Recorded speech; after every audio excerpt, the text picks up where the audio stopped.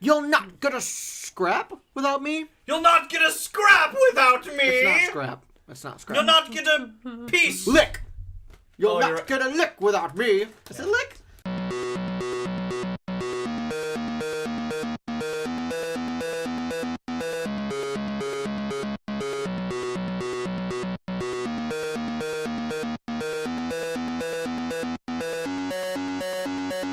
Hello and welcome to the Invincible podcast, probably the best superhero podcast in the universe. This is a show where friends sit around and talk all things Invincible, a comic book by Robert Kirkman, Cory Walker, and Ryan Ottley.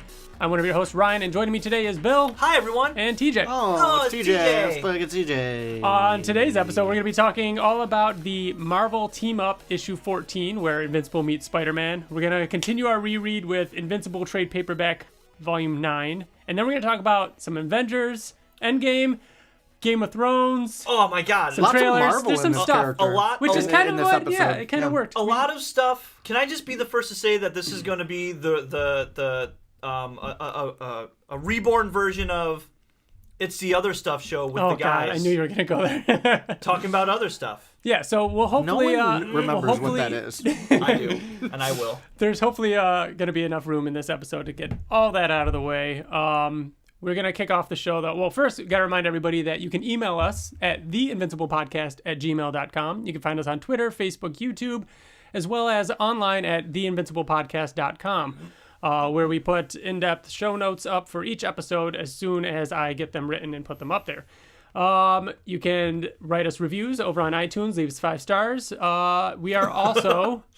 What? No, it's just kind of subliminal, like, yeah, in the please, background, leave like, us 5 stars. Please don't otherwise. We are also the Oblivion Song Podcast, and I think that's it, right? Mm-hmm. I don't know if it's just because I've had 2 drinks, or if it seems like everyone's You've already talking. had 2? Yeah, that's my second one. We are really talking fast. Are you talking fast? I feel like I am talking fast. It's like Gilmore Girls. I hate Gilmore Girls. All they do hate is it. talk. And they All talk do so is quick. talk. They Well- talk so quick. It's also very Sorkin, right? Aren't they very, Sorkin? like, newsroom? Is he Sorkin? It's no, not Sorkin, is it? No, they're not. Sorkin? Gilmore Girls isn't Say Sorkin. Sorkin. Sorkin. Someone tell me what Sorkin is, or I'm going to It's- flip the table. It's the Newsroom. newsroom or Social Facebook. Network, Yeah, social network, that's it. I don't where they're all understand. very quick. That's what Sorkin Aaron is? Sorkin. Aaron is the director. Sorkin. Oh, he's a guy. Oh, I thought you were using a word like... No, well, because that's kind Or a of like... You don't know who Okay. Aaron Sorkin is? No. Leave this table. Leave this table. So, we got an email from Dante Panora. What up, Dante? Hey, Dante! He says, hello, Invincible Podcast. First time Shut your caller, mouth. and I have some very minor news that you guys might have already heard about. But Stephen Yeun did make a comment on the Invincible animated series, claiming he hopes it goes on for many seasons. I also had a question I wanted to ask you guys about the possible influence of the Invincible animated series. If the show is successful enough, do you think it could influence producers to see animated series as a viable way of adapting other weird and wonderful creator-owned comics from Invincible's publishing companies Skybound and Image Comics?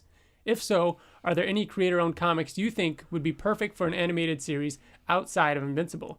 My top number 1 pick would be a series called The Autumnlands. Have you heard of The Autumnlands? There are so many independent comics that we don't know anything It's cool about. when people recommend, I think like, the suggest three them of us to would all agree that if Invincible worked out and it sparked a new one, what it would be, correct? You mean It would be Invincible Saga. related? I Oh, thought no, Saga. Saga Saga, instantly. yeah, Saga was Yeah. the first thing I thought. Which Saga I cannot be a fucking movie. It has to be an HBO. It has to be like what Invincible is going to be. I think they could do a fucking live action show. After seeing what Game of Thrones is able to do with its fucking budget, like, there's no way why they wouldn't be able to do a Saga show. Mm-hmm. There's no way. Reason why. Sorry, I've had 2 drinks.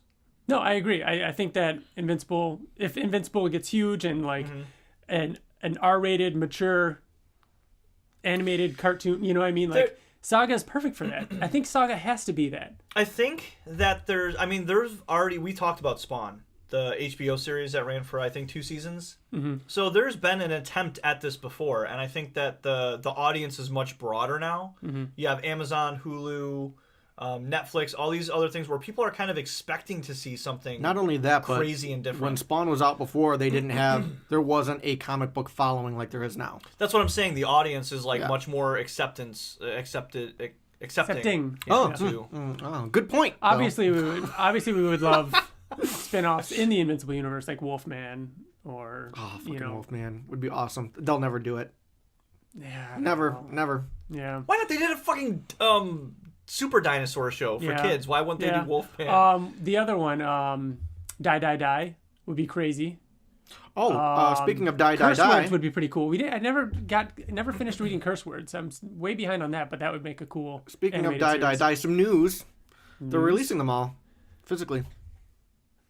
What do you mean? Die. What do you mean they're releasing them all physically? Isn't it not physical? No, it is. I thought it was all digital. No, I only ever got it physical. I saw something in the solicits for May. Mm-hmm.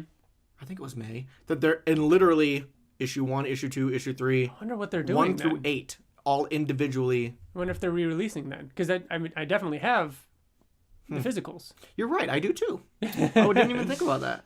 Interesting. Oh, great point, TJ. Thanks for that news. Back to Dante's comment about the Stephen Yeun interview. We did just listen to that / watch it. It is, if you want to find it, it's on YouTube. It's just look for Stephen Yeun on Glenn, Walker Stalker Con London.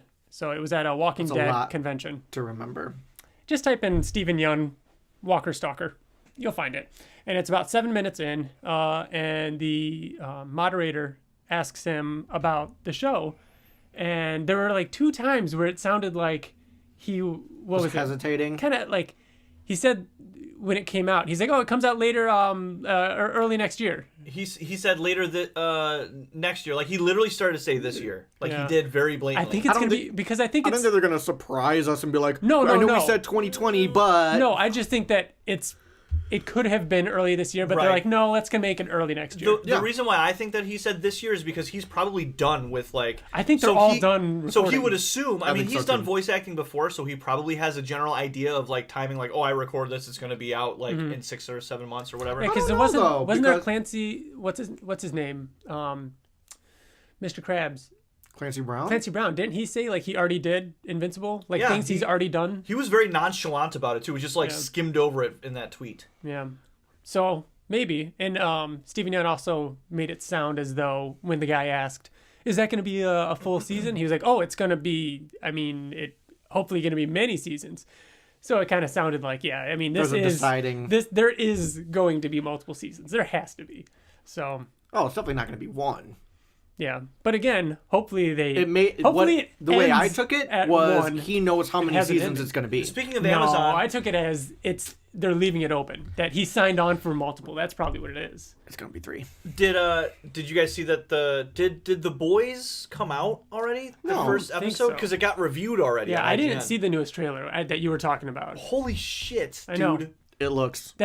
It looks nuts, and it looks that's really Seth good. Rogen, right? It looks fucking insane. It looks so gratuitous. Like there's no line. There's no line. Like there's no line. Yeah. At one point, they were holding a baby, and it was shooting lasers out of its eyes, and they were using it as a weapon. Yeah. That's not even the worst. That's not even bad. Yeah, I heard there's a guy who shrinks, and so that gets... And you know the Ant-Man? Like how Ant-Man went into his wife and had sexual relations that way?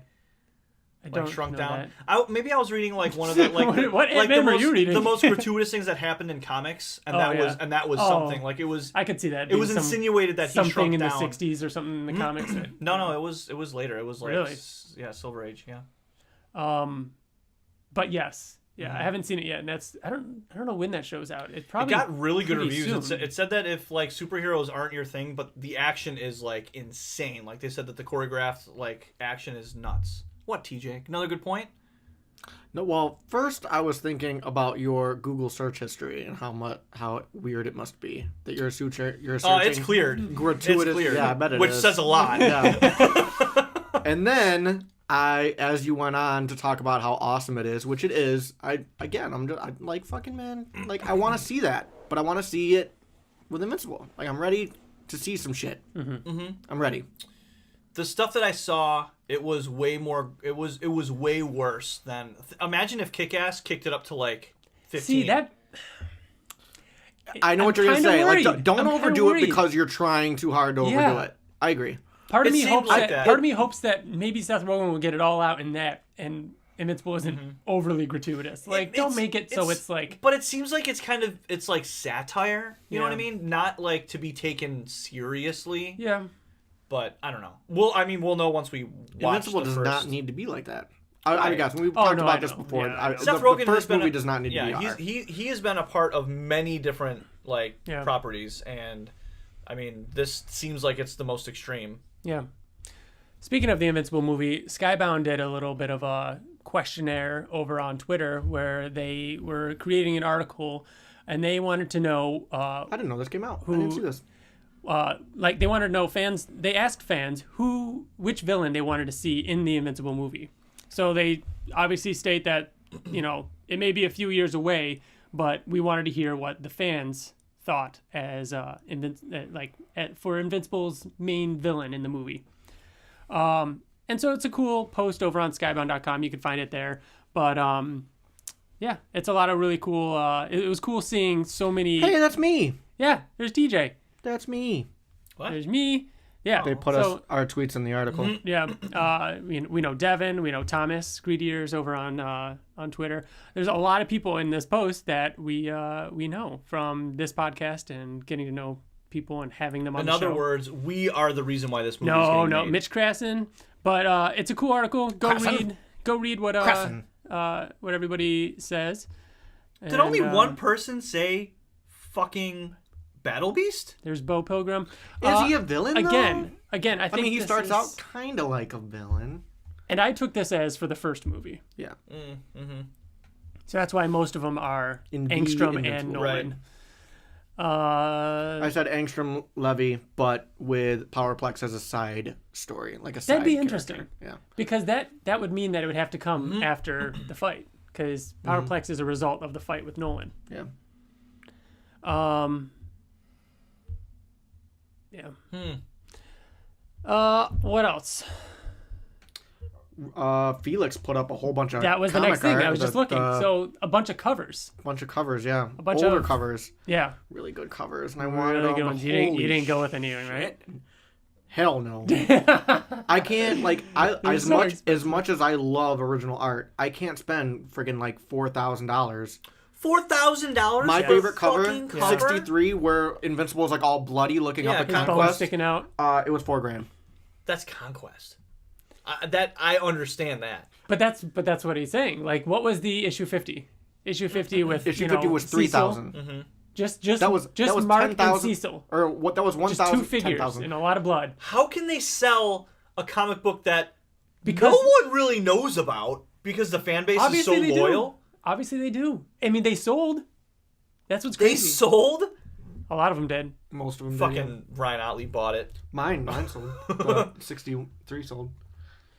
That's crazy. That wasn't the average price though. There were some that were like the lowest one was 2,000. Jesus. That was the lowest one. No, it's like that you're was shocked about that this. was This the other isn't one I even wanted. that- It was Rexplode. Oh, a Rexplode one's so good. That one. That one right there, which we're going to talk about this issue today. This is actually the last issue we're going to talk about today. Issue 47. $2,500. All sold. Yeah, they all sold. Does this all go to Ryan Ottley? I think A Ryan ton of Ottley it does. I think Ryan Ottley gets some And of then it. Felix and obviously then gets they a get little cut. bit for. Yours didn't sell yet, TJ. Oh, it didn't sell. How about this one for $8,000? Mark and Eve kissing with Nolan and Debbie on it. I'm really curious. $8,000. I'm really curious to what makes this one double the cost of this one, like double the price. Is it the number of figures on the cover? No, it can't be that. It has to be the popularity of the comic. But that issue 78, what happened in that? That's the end of the Viltrumite War. This is Conquest. That's what I'm $4,000. saying. Mm-hmm. So I'm really curious that's to how they 8,000? determine the cost of these. I think they're just like, fuck it. Let's say $8,000 and see if anybody buys it. There's got to be more to it than that. That's nuts, man.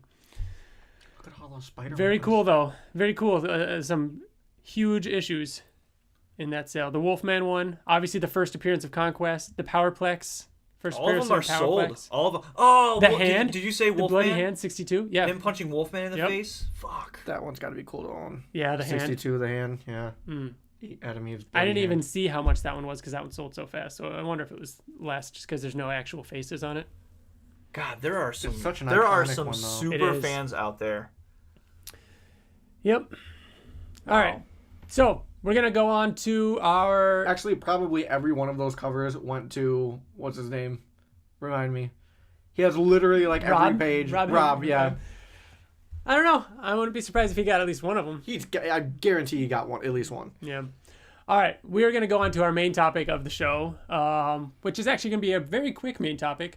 We're going to talk about Marvel Team Up issue 14. After we talk about that, we're going to talk about Avengers, right? And Game of Thrones and all that. Well, we still have. No, we usually do that at the end. Yeah, that's what I said. I said after we talk about it. Marvel Team Up, then Volume 9, then all the other stuff. Exactly. Yeah, that's what I mean. Another 2.5 hour long episode. No, we're going to go You're quicker. Right, 3 hours. We'll go quicker. TJ, you pulling up the issue? Because I can. I could do that. I could. I got to find mine. I just read it. I know. I read there it. I read it a while ago to prepare. No, you read it recently because you wanted it to be fresh. Right. Exactly. There we go. You're welcome. Nice one. All right. So Marvel Team Up. So explain to us where this came from, TJ, because this is a part of a story that happens in your favorite arc. Yeah, issue 33. Well, Mark is in Africa with Eve and gets a phone. No, he gets an alert. Oh, he gets a call. He gets a call. That's right. And then he rushes home to find Angstrom Levy holding baby Oliver Debbie is holding baby Oliver, and Angstrom has his arm around her, looking very menacing. And then issue 33, Angstrom and Invincible fight, which is the first time we really see Angstrom's abilities, how he can just like open up portals and send people to different dimensions. So yeah, which we saw him using when we saw like good Angstrom before he this was the first time we saw Angstrom before he using it to fight. This is the first time we saw him since the accident. So he was throughout the issue, he was sending Invincible to other dimensions and locking him in there to weaken him. And throughout the entire comic, we saw him like in a zombie world. It was insinuating that he was talking to Batman, insinuating that he was talking to like all these other places and all these other things. And one of them, he popped out with some webbing on his back, insinuating that he went to. It was the first one. It was the second one. Yeah, it was like the second place or so. Yeah, it was the second. First place was I can't remember the first one, but Invincible said that this is the second one that I went to in this comic. With webbing on his back, insinuating that he went to. Oh, the first one was the dinosaurs. Marvel. Oh, yeah, that was like. Yeah, that's right. That's right. Egads! Yeah. Yep. So this is what happens during the time that Invincible spends in Spider-Man's world while The fighting Marvel Angstrom. universe. So Robert Kirkman used to write for Marvel. I mean, he did this whole Marvel Team Up series. I think it's like 20 some issues or so. I have Marvel Team Up issue 1 signed by Robert Kirkman. He also did Marvel Zombies, didn't he? Yes. Yeah. And he also 2 did Marvel Zombies. He didn't do the original. He didn't do one. I don't think he did one. Want to hear something really weird? Yes. Not that anybody listening to this is gonna know this, but Kevin Young got that for me. That's weird. Yeah, an old friend of ours that doesn't read comics, but he knew I liked Robert Kirkman, so he got it for me. And also he also did Ultimate X-Men. He did a streak, an arc or two in Ultimate X-Men. So he was actually working for both Marvel and self-publishing at the same time. He did the first series. Marvel Zombies 1 was written by Kirkman. Yeah. That's right. And then it came out with 2 and 3 after. And it was weird. It wasn't Kirkman. So at this time, he had been doing Invincible for nearly 30 issues, Walking Dead for nearly 30 issues or so, and still working at Marvel, which is crazy to think about today. And it's also crazy to think that Cory Walker drew this issue. Yep. And in the back, in the letters column or whatever, he says, it would have been great if Ryan Ottley was the current artist at the time, would have been able to draw it too, or had a part in it too. Now he kind of is. But now he is drawing Spider-Man, which is funny. Also colored by Bill Crabtree, who colored alongside Cory Walker. So it's kind of like the OG Invincible team coming back to do this. It looks like Destroyer. It kind of feels like that. I mean, it's Cory Walker, so obviously it's going to look like right. that, but it kind of felt like that as well. I want to read that again so bad because I forgot almost everything. Me and Riker went Barnes & Noble, and he was like, I was like, oh, let's go check out the comics, and Destroyer was there. Like, the whole volume. Yeah. And I was like, that's fucking crazy. Like, what are the chances that Destroyer's here out of everything that they would have? Yeah, it's hard to find Invincible there. You know, like... now, I'm going to drop a bomb on you guys. Ready for this? Okay. It is January 2006. You know, we just had Peter Jackson's King Kong in theaters. We just graduated. last year. This is our first Christmas graduated, right? And you're reading Invincible, and you're enjoying it. You've been reading it for a while now, and you just read the latest issue, and it's... This is a scenario, right? This is true. This isn't true. This isn't? No, we weren't reading Invincible at this No. point. Yes, this is a scenario. Okay, Then. Yeah, sorry. okay. Everything else is true. This is an alternate timeline that we went back and changed it so it branched off into its own thing. Anyways, and then, so it's 2006 January. You're reading Invincible, right? And you just read the issue where Mark went to the planet Thraxa, ran into his dad, found out he had a baby brother, and is fighting the Viltrumites with his dad. And then you go into the comic shop. And this is out? And you pick up, holy shit, Invincible and Spider-Man in an issue together. No. And now you go on this adventure. That can't be right. I double-checked it. It can't be, because they tell you to go pick it up in this comic. I know. That can't be right. This came out in January, and Invincible 33 came out in June. There's no way. There's no way they would have done that. So this came out before the Angstrom? According to all of this. So ready? So really? Dude, I tried because I always try to look up when and how. I want to know how long it came out. Someone has to have been reading this from start to finish and know this. Someone has to. I'm telling you, I looked it up. So Marvel Team Up 14. Let's see. And oh, you know what? What does he say in it, TJ? He says, for more on... So as he's explaining it in the comic, Mark does say, for more on Angstrom Levy and Invincible's fight with him, be sure to check out Invincible number 33 on sale April 2006. Yep, and it was late. Giving you plenty of time to catch up on this hot new hero. Yeah, and it was late. And it came out in June. What? This one came out in January. Are you fucking serious? Wow. Isn't that crazy? So now you could have had it spoiled for you. You literally could have been like, he had my mom. He told him the whole fucking story. Now rereading it. Wow. He never mentions his brother. Okay. So he kept that a secret. But reading this, you know about his dad. Angstrom is a villain. Mm-hmm. Like he attacked his mother and threw him through another dimension. You don't know about the dad in this. He talked about his dad. Oh wait, but that's fine because in January you would have been. But didn't he talk about? He talked about. He talked about his dad and like they were good then. He talked about how they fought. He talked about his relationship with his mother and how his mom. He thought of her as a pet. Yeah. He talked about the fight. But I'm talking about. This came out when they were fighting on Thraxa. On Oliver's planet. So, if you're reading this issue, you obviously know about the fight and, your mother was a pet to me. You know all that. But you didn't know that Angstrom was a villain, that he attacked his mom, that he sent him in another dimension. Can you imagine how confusing that would be? So that was interesting. So, the issue opens up. Peter flies into, which we see this panel. It's almost the exact same panel from this angle and everything. Flying into Ock. Yeah, him flying into Doc Ock, into his back. Spider-Man is fighting Doc Ock. I will say, reading this, I could tell Kirkman has gotten a better writer. There's something that doesn't add up here, but we'll get to it. Some of the writing felt a little off to me. I think he was trying. I know what you're talking about, Ryan, because I felt the same thing. But I think he's trying to be very tongue in cheek. I think he's trying to be very like, I'm Spider-Man. I'm overly Spider-Man. I'm Doc Ock. I'm overly Doc Ock. Yeah, kind of. Yeah, I can see what you mean. They were all very intense versions of themselves. Yes, everybody was cranked up. Yes. So yeah. But Cory Walker's art is kind of fucking awesome in it. Oh yeah. Invincible punches Doc Ock. He goes flying. I like this conversation how Spider-Man's like, yo, you can't just kill him. You didn't. And Mark was like, oh, I assumed he was strong. Well, Mark hit him on accident. Well, he hits him on accident, and then he throws him into a wall. Yeah, and through and then Spider-Man never confirms nor denies if he has superpowers. It was just kind of Mark being like, oh, yeah, he does have superpowers. Okay, cool. Those mechanical arms, whatever. Mm-hmm. Which explains why he punches him later really hard. That he hurt him. Yeah.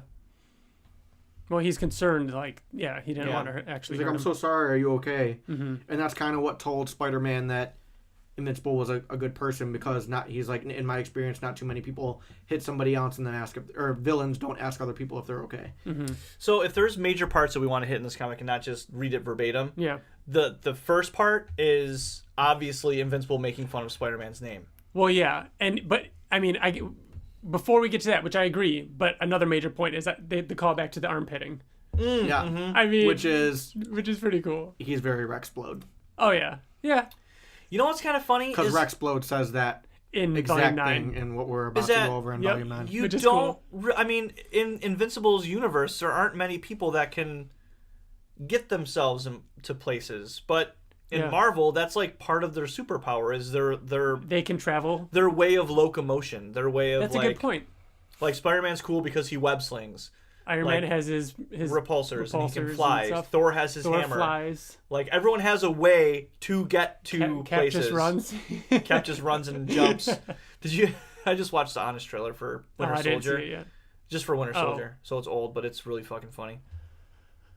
Yeah. So Invincible pretty much goes into his whole spiel about his life, and you should check me out in my own comic. And It's a lot of And he's just what's trying the to- word, Ryan? Exposition. Position. Yes. Yes. Yes. So then he's like, what's your name, Spider-Man? And he's like, I don't get it. You have That spider is powers. like the running joke of this entire comic. Yeah. Is just basically making It's the fun of reason names, why this comic was made. pretty much. Because I the mean, panel... Kirkman even says it in the back. He's like he just wanted to make fun of Spider-Man's name. Right. So they team up to go to find and stop Doc Yeah. Ock. Yep. And But if they go to the Avengers Tower first, which is pretty exciting. but Spider-Man takes him to the. they go to the tower just basically just to see if they've seen Doc Ock, like if they could track him or if they know where he is. Yep. So Mark meets Aunt May and Mary Jane. Which, did you think was kind of weird? Didn't it feel... I was almost waiting for Mark to be like, To call her Eve or something. you to look be kind like, of familiar, but Yeah. too early. Way Yeah. way too early on. And Mary Jane's got a little butt on her. She's got a little butt. Look how she's walking yeah. away too. She knows. She knows. yeah. You don't walk with your legs crossed that far unless you're trying to make the butt look like a butt. And look at Invincible, like, yeah. He is. He's like, He's- damn, he's she's check- hot, bro. He's checking her out. So Mark makes fun of them, saying like, "So is that really the Avengers? Just a older lady and what does she call her? And a super hot redhead? What are their powers?" She's like, oh, that's my aunt and my wife. And he's like, really? That's your wife? I do like how Spider-Man throughout this issue kind of messes up Invincible's name too.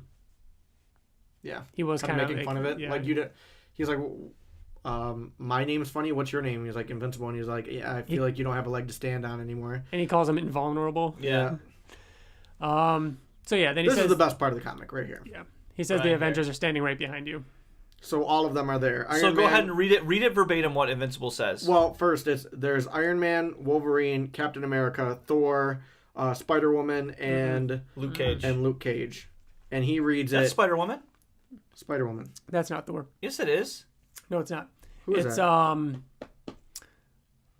Oh damn! Why can't I think of his name right now? It's Nova? No. It's Oh wait, no, Thor. that's not Nova. Nova's got the It's helmet. Thor. No, it's not. You can keep going, but I'll tell you who it is.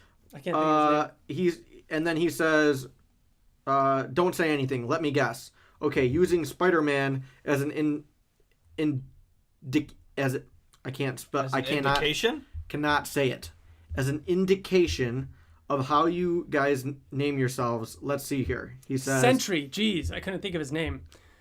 for Iron Man he calls him Robot Man. For Wolverine he calls him Claw Man. For Captain America he calls him Flag Man. For Sentry he calls him Fabio Man because he looks like Thor. For Spider-Woman he calls her Batwoman because she's got like webs coming off her back and it looks like wings. And then for Luke Cage he calls him Black Man. He Black says, Man. and You can't do that nowadays. Black man? Yeah. You could say Black Man. Eh. Yeah, you could. You could get away with that. It's kind of funny, but it's also not. I don't know. And then Sentry. Spider-Man's like, man, maybe my name does suck. And And in classic Cory Walker fashion, as Luke Cage is walking out, you could see his tag coming out of his... Yeah, I noticed that. Cory Walker loved drawing tags. So...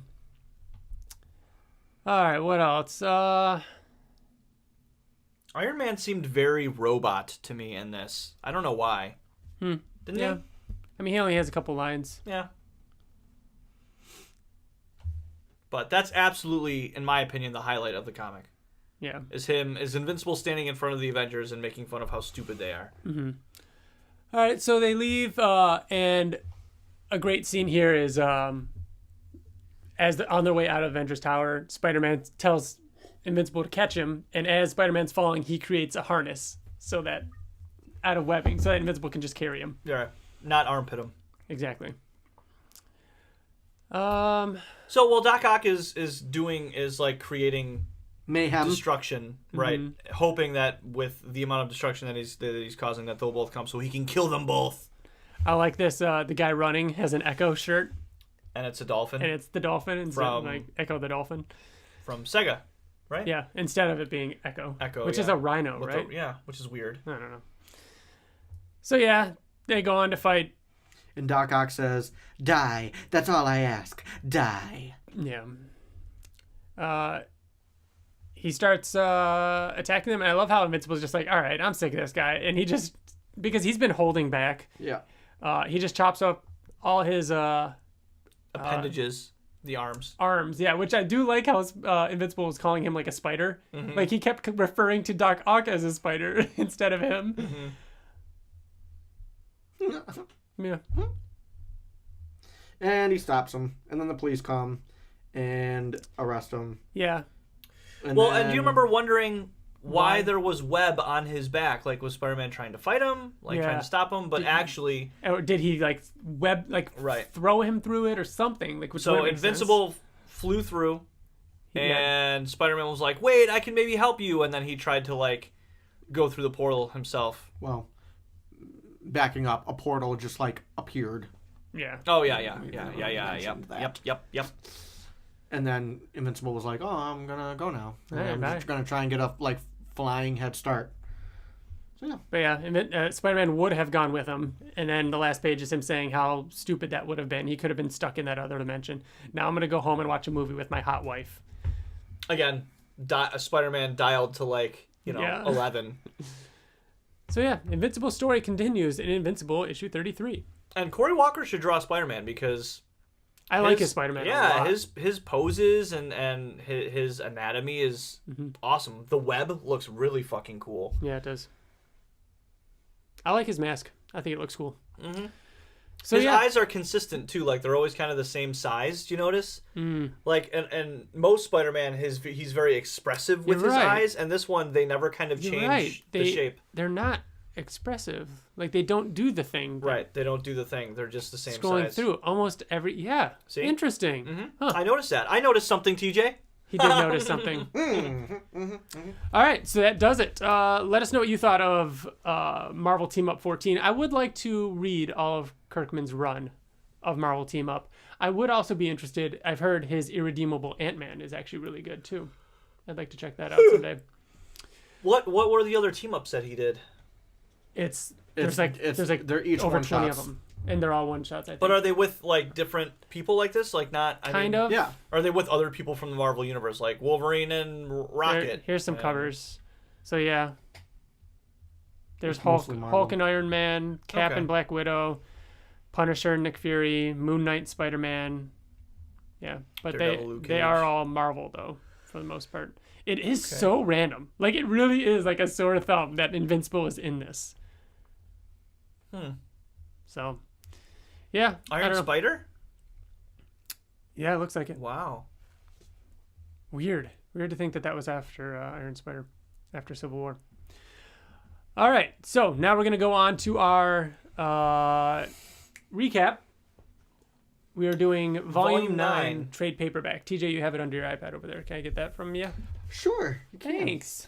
The first issue is the first issue that I owned. And the last issue in this one is the first issue that I owned. Oh. So this is issue 42. So this trade is where we started reading Invincible monthly. Yes. TJ I mean, started obviously before- we started at the beginning, but Well, yes, no, we read from monthly. the beginning, yeah. But when we were getting issues monthly from the comic shop was this trade, like around this time. Yep.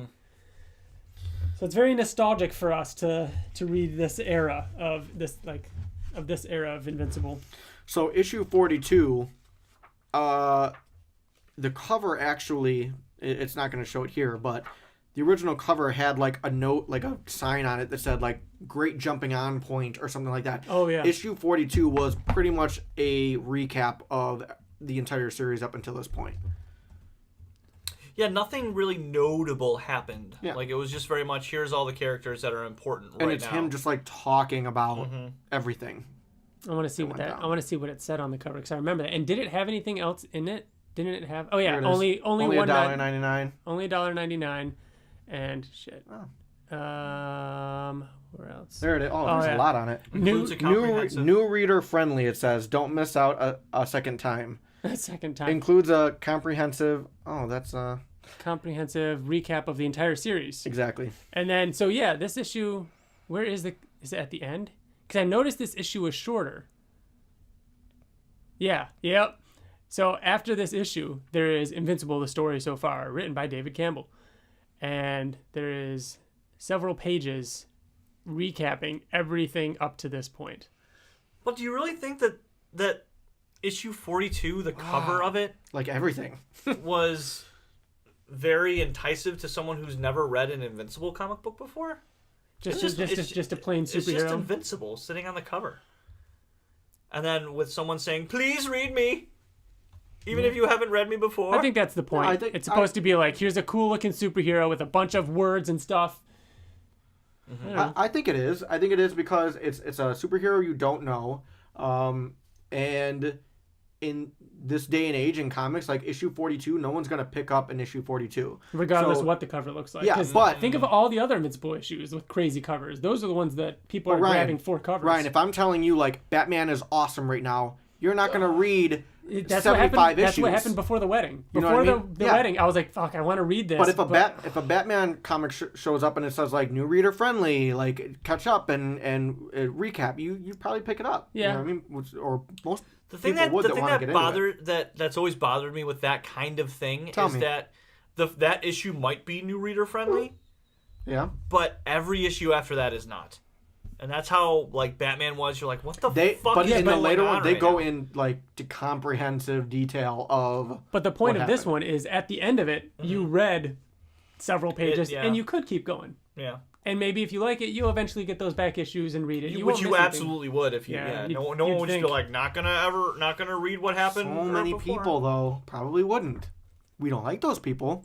We like you. If you, don't- if I you don't We like do, you. we do. If you didn't read issues 1 Remember through we've- 41, I feel like doing this We don't like podcast, you. we've talked to somebody at least probably more than once that said, I remember there was someone that started reading it with The End of All Things, Yeah. part 1, And then went back. and then went back. And then went back. We yeah, we talked to that but he person. went. That's what I mean. Yeah, but he went back. Oh yeah. I thought you were saying you don't like people who I don't go back. If someone go who back. started with issue 42 and read all the way to 144 and never Never went went back back? to read 1 through I couldn't 41, imagine. we don't like you.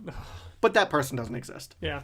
All right. So this issue in this volume starts with Mark on the moon. Chilling, hanging out. He's kind of keeping an eye out in case something goes wrong with these astronauts. Oh, question. And it though. was, question. Go ahead. Why has he got that thing on his face to breathe? Because he's there for a really long time. Otherwise, he holds his I think breath. he's there for that long. He's gone on like He doesn't know how long he's going to be crazy there. far away. Yeah, and it's probably Like more comfortable. what was it? 2 weeks he went on that one trip? No. if I had he the went option- inside the ship for that though. Okay, I can hold my breath. No, for... he was. No, he didn't. Yeah, he did. He was accompanying somebody. The first time they To went to Mars, Mars. yeah. He That was a- inside? That was a quick. That was a quick flight. Yeah. Was it? Yeah.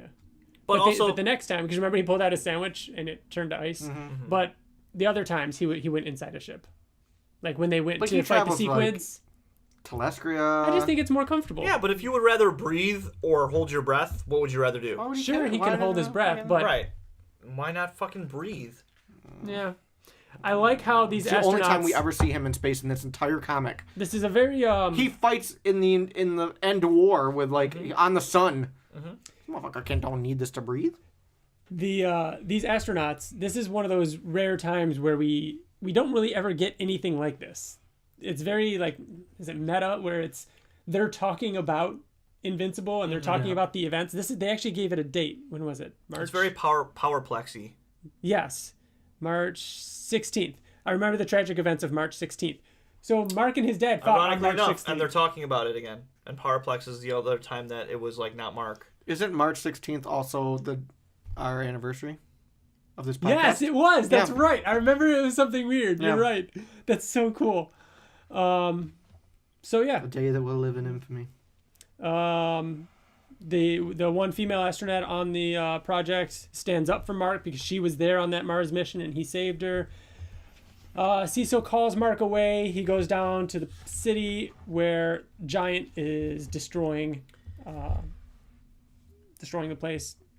A place. He's just messing up the city. And Giant is being very like. Do we know this? He's demanding to be made president. Yeah, to be made president of the United States. We don't know it yet. Okay. But we find out later this issue. So the Guardians of the Globe show up and they tell Mark, hey, go back up to space. You're needed. And it's Mark basically bringing the shuttle back down to Earth. That's all. However, a little Ottley Easter egg. The letters on the ship. 3MTA 3-U. Mm-hmm. It says "eat me" backwards. Yes. It does. In a mirror. It says "you eat me." Yeah. Wow, that's funny. If you held it up to a mirror. Yeah. That's silly Ottley. What a silly goose. Yep. So then this is when Cecil tells Mark, it turns out that was just an 8-year-old boy. His grandmother accidentally opened a portal making some kind of herbal remedy for their cat. And he's like, I swear I'm not making this up. They were pulled into another dimension, and then the boy was enchanted by a sorcerer and turned into a monster. He became king of that empire and was sent back here. Was sent back by one of his enemies. He's like, this happens more often than you think. Things like this happen more often than you think. But yeah, then Mark goes out there and does like a press conference where which is strange to think about, like kind looking of, back on. Yeah. Which I just noticed a Easter egg. There's an Easter egg on this page. Bill, can you find it? TJ's looking. Who can find the Easter egg on that page? On this whole page? Yep. He's doing a press conference for a bunch of reporters. Oh, it's Clark Kent. Yep. Clark Kent. Wow, it's very Clark Kent. He's got the curl and the tie, the glasses. So yeah, it was cool. They actually ask him, like, is what you're doing, are you trying to atone for the sins of your father? And Mark actually gives a great, explanation and kind of justifies what he's doing and said he's doing it because he believes, it's what's right, which kind of sounds like the end of the comic, doesn't it? Mm-hmm. Right? Mm-hmm. The Viltrumite way. Yeah. The new Viltrumite way. And then later, Mark is in his dorm room, and William walks in wearing glasses. And he's never worn them before, and he doesn't wear them ever after. So I take that, though, as he just came from class. He only wears them for reading. So yeah, he probably has reading glasses. Yeah. It's just funny to me that, like, if he's got his books in his hand, if he he's got his never backpack. had those, yeah, we would have never questioned it. Yep. I like him with glasses. He looks good. Yeah, he looks good. Good. Let's see. Yeah, Mark's reading the books that his dad left him. Mark's obviously going through some shit because he broke up with Amber recently. That happened last volume. And Mark goes to do something. He wants to do something other than be berated by William. Octobos is messing with him. Which is fight Octobos. Yeah. Which, another almost cringe-worthy part. What's that? That you wouldn't get away with. What does Invincible say? Oh, yeah, I know. He says, yeah, you sound totally... And then... The thing is, though, like, I think that's a testament to show, like, how far we've come. Like, it wasn't like Robert Kirkman, like, didn't like gay people back then, you know what I mean? We all had that sense of humor. Like, we're like, what? We're each 31 years old, 31 years old. Mm-hmm. And we all had that same sense of humor when we were younger. But, I mean, it's just a testament to... It was just ignorance. That's all it gay. is. Yeah, it's ignorance. And we grew from it. So, yeah. Mm-hmm. There's things like that in the past everywhere. In old movies, things that wouldn't hold up today. Are you guys surprised that with later editions, as they reprint these comics in hardcovers and collections, that they don't change those? That's a good point. I feel like they kind of should. I kind of do too, because they're the only things that show a sign. Like, it's one of those things that it doesn't change the comic. You can rewrite those, slurs or whatever you want to call them to mean something different. Yeah. And it would still hold up. I think they should. So I almost feel like with later reprints and stuff, they just start to change it. Here's it wouldn't the thing. be missed. I think the tone of some of the jokes are okay. This isn't. Yeah, I don't think.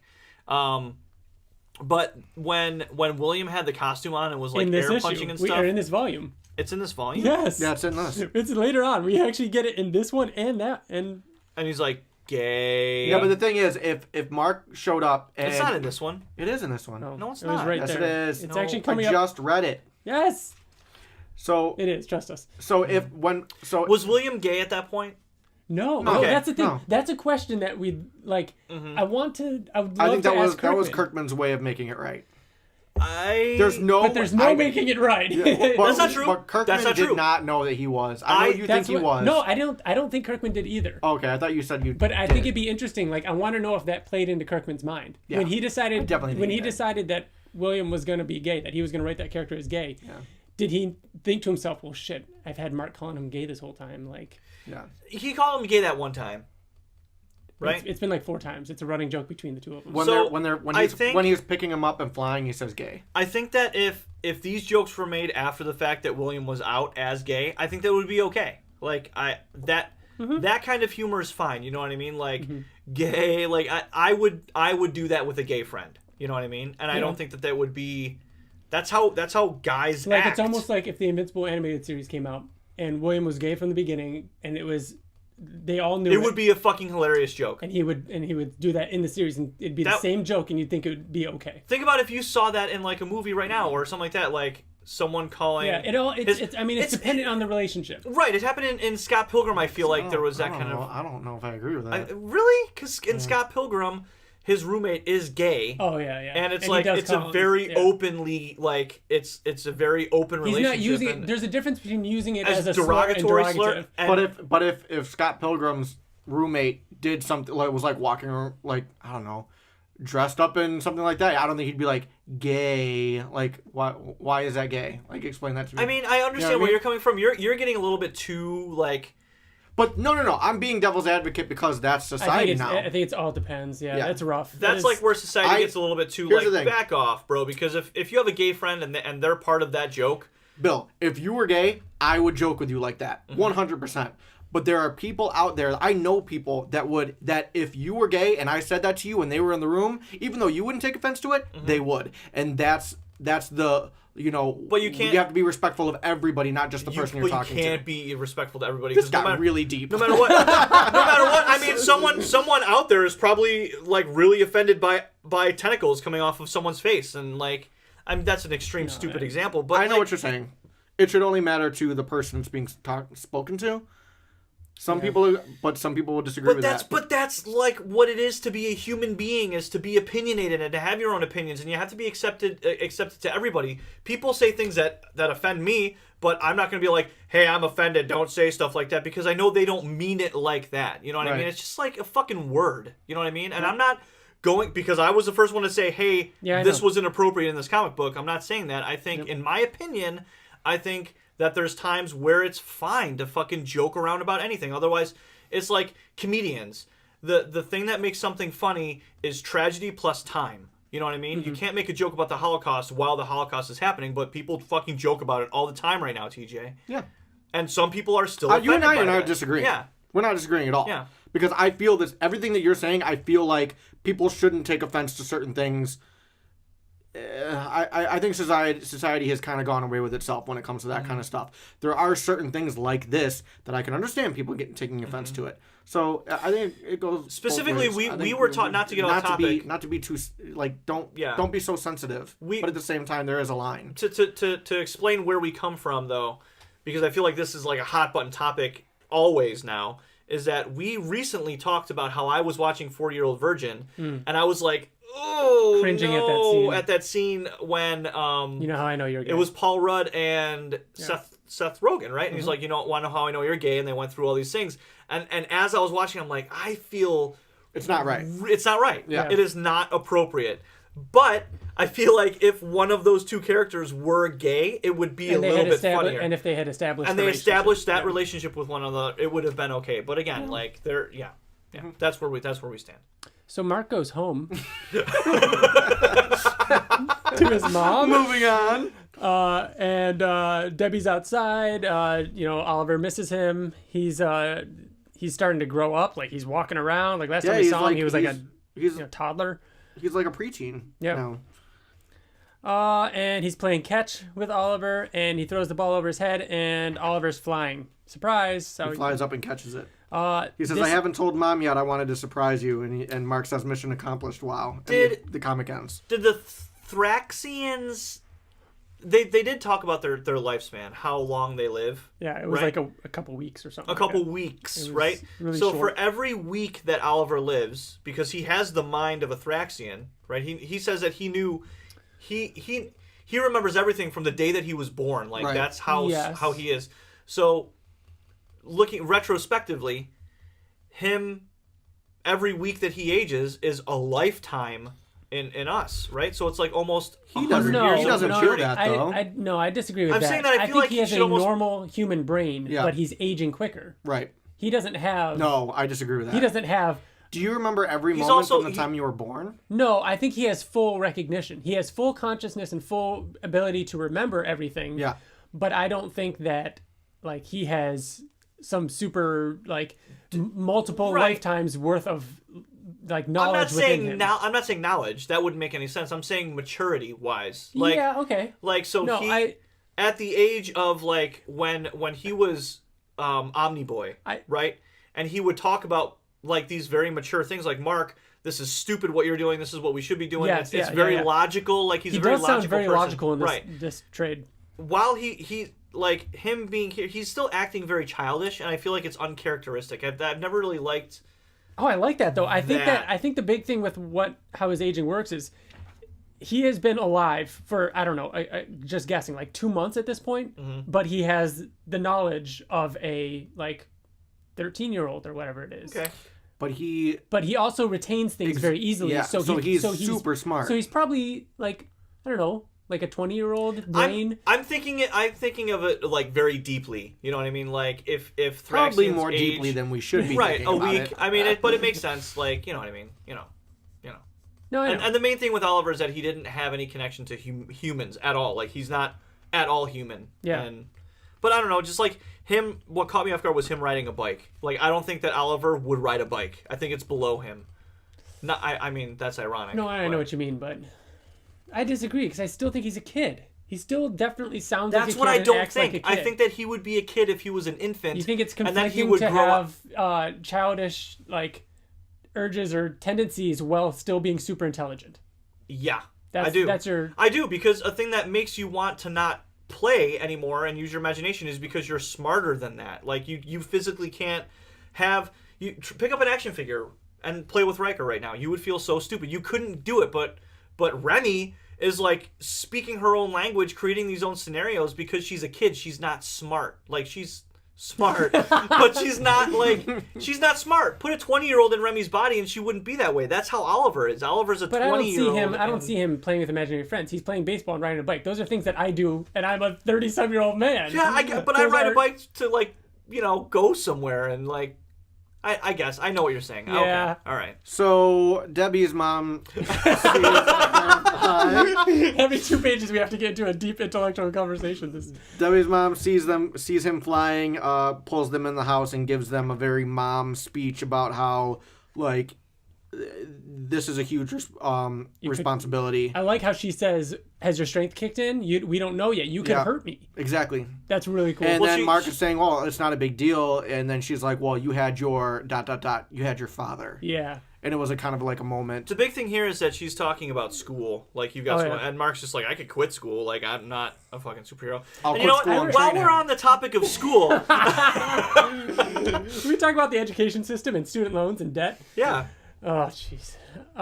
So yeah, Mark says he wants to quit school. He doesn't need to be there. His grades are dropping, and oh man, this moment where he kind of like he tells her, he's like, I don't see why I can't quit. And she's like, you're not quitting. And he's like, then tell me why and I'll consider staying. Go on.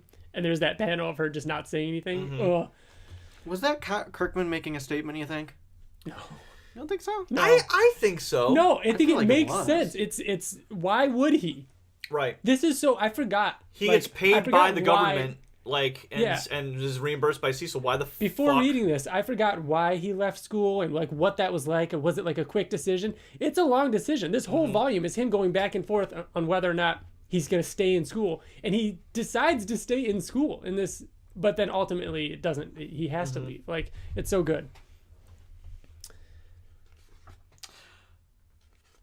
We get Rex Blode.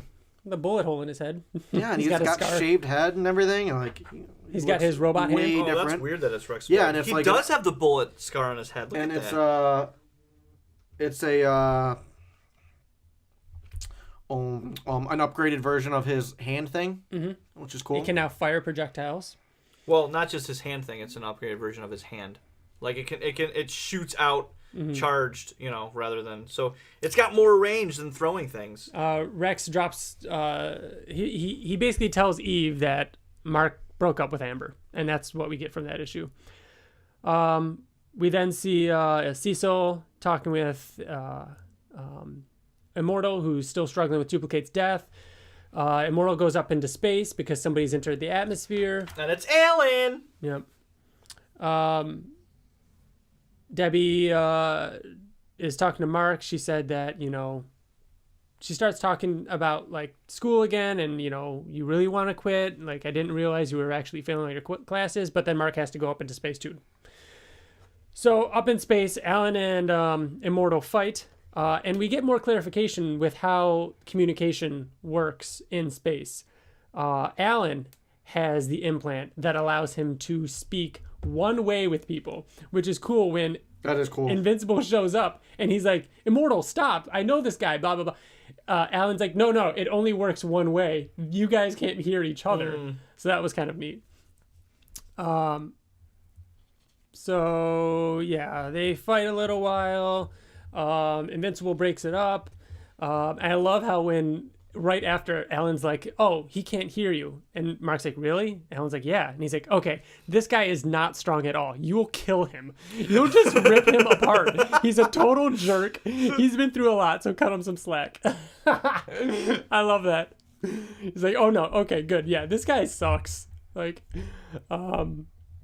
yeah. So they leave Immortal. They fly down to Mark's apartment. Which I remember us talking about when we read this, or when we were doing some character recap. Yeah, like seeing Alan's like sitting on a bed, like it's so funny in a looking, dorm, right? is just very funny. Yeah, like the whole thing. And like Mark even says, you're beefier. You know what that reminded me of? That's what it reminded me of when TJ, didn't you?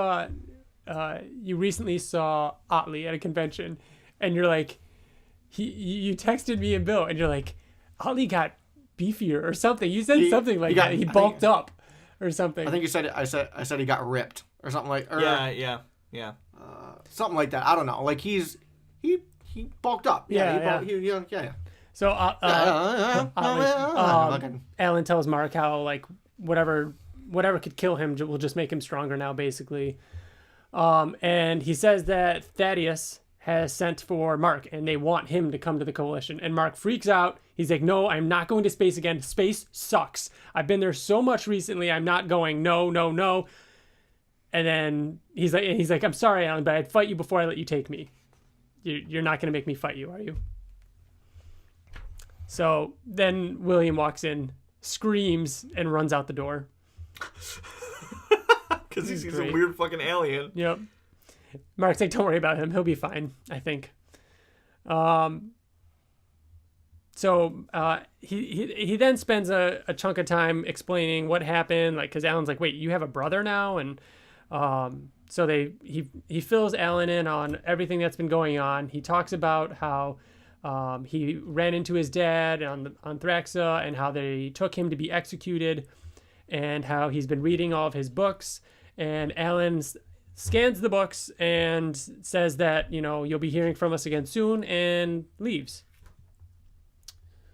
So yeah.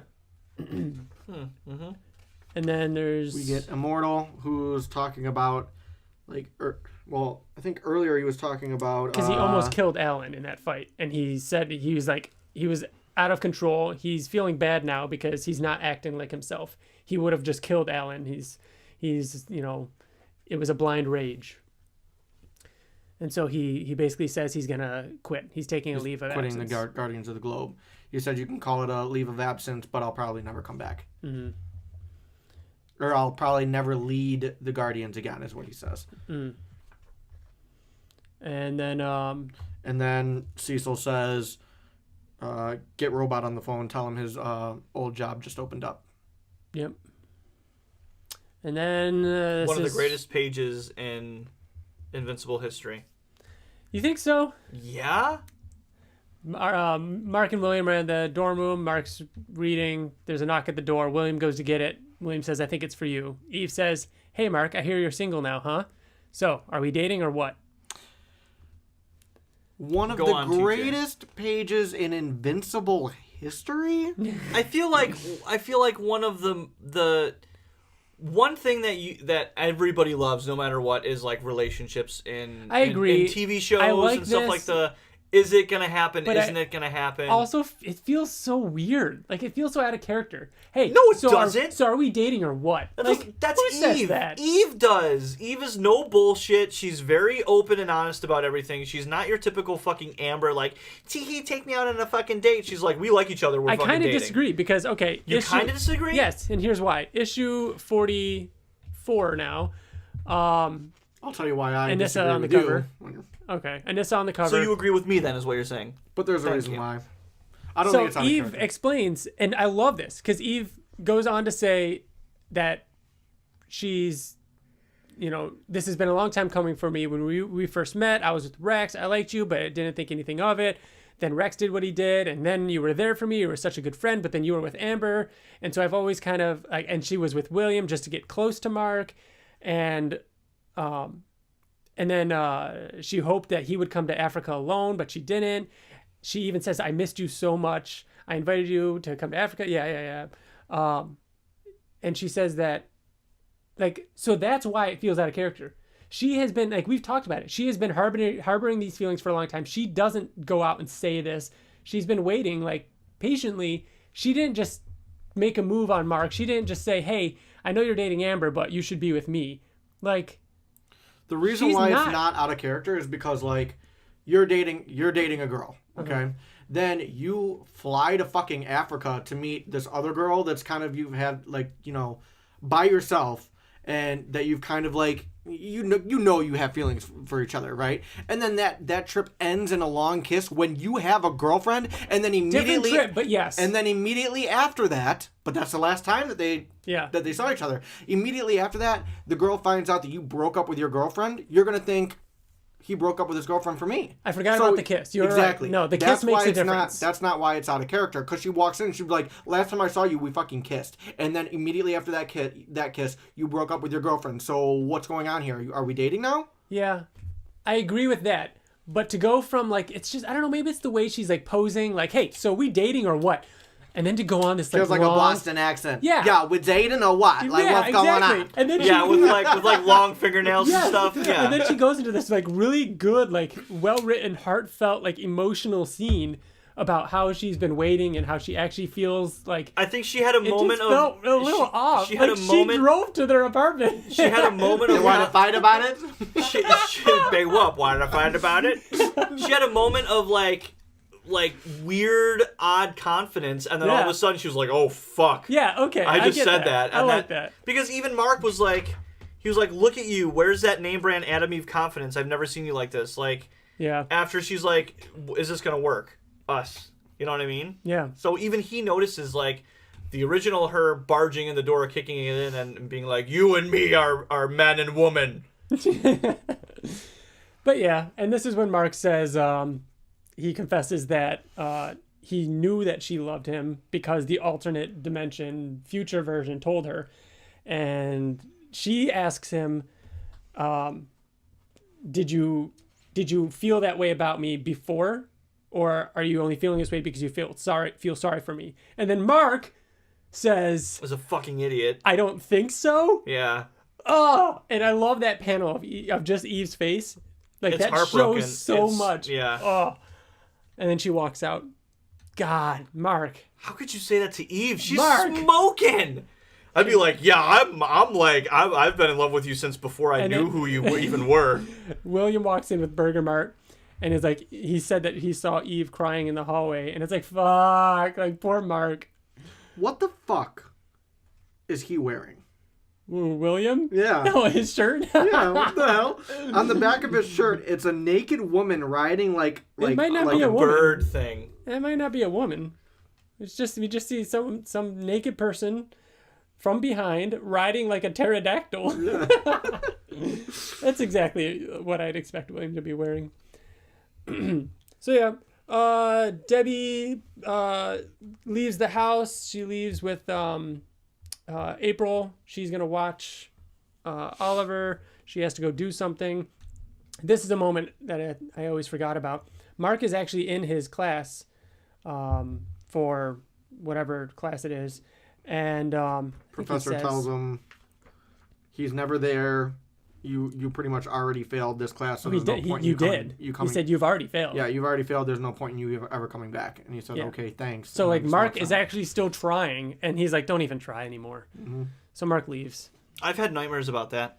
And that sucks. Where you go to school and you don't know what class you're in, and they're like, oh, all these homework assignments, and you're like, I've done nothing. You've never had that dream before? I don't know if I've had that dream. Oh, man, it's terrible. Oh, shit. I was going to tell you this, Bill. A little bit of a side tangent here. I don't think we talked about this on the podcast, but deja vu. So, it was like yesterday or 2 days ago was the first time I experienced deja vu since our conversation. About deja vu? Yes. And did it feel wait a less second. awesome? So it felt worse. So for those of you that don't know, Which is nobody. yeah, I don't think we didn't talk about this on the podcast, I feel did like we? No. did. Was Did it we Oblivion talk Song? Talk about it. Anyways, Maybe it was Oblivion Song Podcast.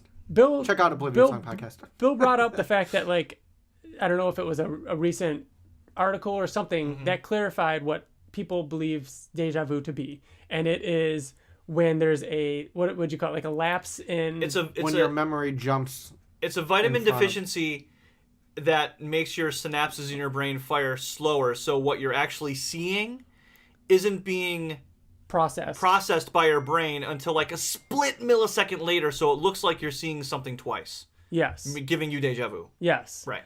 So now that I'm aware of that, I had deja vu a couple days ago, and as it happened, like the second it started to happen, my brain was like, "This is it. It's happening." You were like self-aware. Yes. And then the worst part, it kept happening. It happened for like a second past that, Where and you're I'm like, like, I "No, need I'll some scroll- vitamin D. I was scrolling on like Twitter or something, and I'm like, I know what's coming up. But it's because there's a connection Your issue. brain wasn't Yes. registering it fast And enough. it made me angry. I was like, I know what's happening, but I can't help it. I'm still seeing the future. Oh, man. So Mark's with Debbie. This Volume 9 recap is taking way longer than it's ever taken before. So Mark's with Debbie, and she sits him down because she had to explain to him that she's actually seeing someone. So this is where she reveals that she's dating Paul. And Mark, she was nervous about telling Mark that he would be upset, or she wasn't sure how he would react. And Mark explains, he's like, "Oh, I'm happy. If you're happy, I'm happy." And then someone next to him says, "Come with me now." And Come with me now. Come with me now. And Mark looks over, and it's Anissa. Who's And- Anissa? Looking thick, man. Yep. It's different because she later has long hair, right? Longer. Yeah, I think so. It's just the short hair is throwing me off. Mm-hmm. Like really short hair. It's like shorter than Mark's. I prefer it. Do you? Right? Yeah, I don't. prefer it short. Yo, she looking good right there, bro. Look at those calves, man. Whew. She does have some calves. She says, "Come with me right now, or I kill your mother." Damn. She's looking good. Come with me or I'll kill your mother. She says, "I am Nissa, agent of the Viltrum Empire." Mark says, "I'll meet you 2 miles up in 1 minute." So he leaves. he goes up there and she's immediately like, I want to apologize. I got a little outside of myself right there. Let me Typical. Didn't mean to back. threaten to take it back. crush your mother's skull. I didn't mean to threaten her. It was the only way I could get you alone. For that, I apologize. And she says, what steps have you taken to prepare this planet for eventual takeover? And he's like, none. She's like, I'm not here to fight you. You'd already be dead if I were. And she's just basically saying, I'm just here to make sure you're doing what you're doing. And she goes on to explain how your perception of the Viltrum Empire is probably wrong. And we would make this a peaceful planet. We would live in harmony forever. We would use up and Mark's like, well, what happens then? She says we would use up the resources and then it would be dead. And that'd be it. And she's like, you're going that way anyways. Human race, your kind are leading in that direction anyway, so nothing would be different. We'd only be making this better. Mark doesn't believe her. And Cecil actually interrupts and says that we've got a job for you. See if she'll help. So they go, and there's a giant monster in this crazy 2-page spread attacking a cruise ship. And Mark's like, don't hurt anybody. And she's like, okay. The monster I can hurt, though, right? And he's like, yeah, sure. And she just flies through the monster's head. It's a really cool shot because she's like tiny. She comes back to Mark. She's covered in blood. And then they help push the cruise ship to a shoreline. So yeah.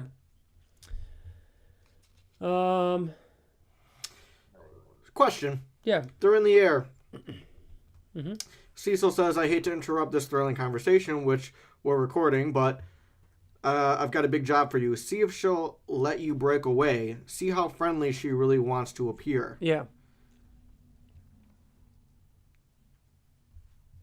Do you have a question? I did. Do you think Cecil staged the monster fucking thing with the thing and the other one in the place? No way. No. I was just trying to think. I don't know. Never mind. So yeah. Okay. Mark, she asks Mark again, don't you think that this would be easier if you let us take over? And Mark says he's still not convinced. She says, I'm sorry to hear that, and punches him. Punches him right in the noggin. This wasn't a negotiation. A negotiation? Negotiation. 45. All right. This is some action. I forget about this. Oh, Wait, yeah. you know what? Can we talk about the covers of these? Because going back, so 2 issues ago, Alan and Immortal fighting on the moon. Fighting upside down on the moon. Yeah. Love that cover. It is a really cool cover. Love that cover. And the most recent one with Anessa on the cover is just like simple but awesome. It Like is the badass. pink in the background, like her all bloody and shit. That is That's a all I cover of wanted a to say. comic that if you saw on the shelf, I feel like people would get that. Yeah.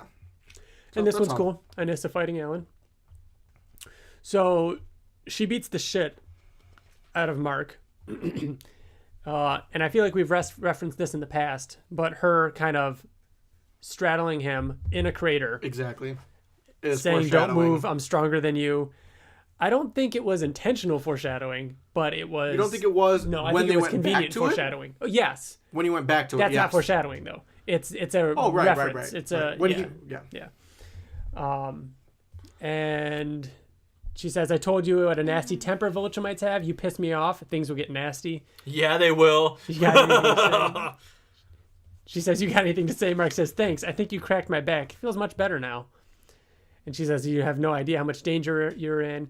And she basically tells him that we're going to replace you. We just can't replace you right now. In time, a replacement will come. It could be 5 months. It could be 5 years. It's Conquest, TJ. It's Conquest. And she leaves him.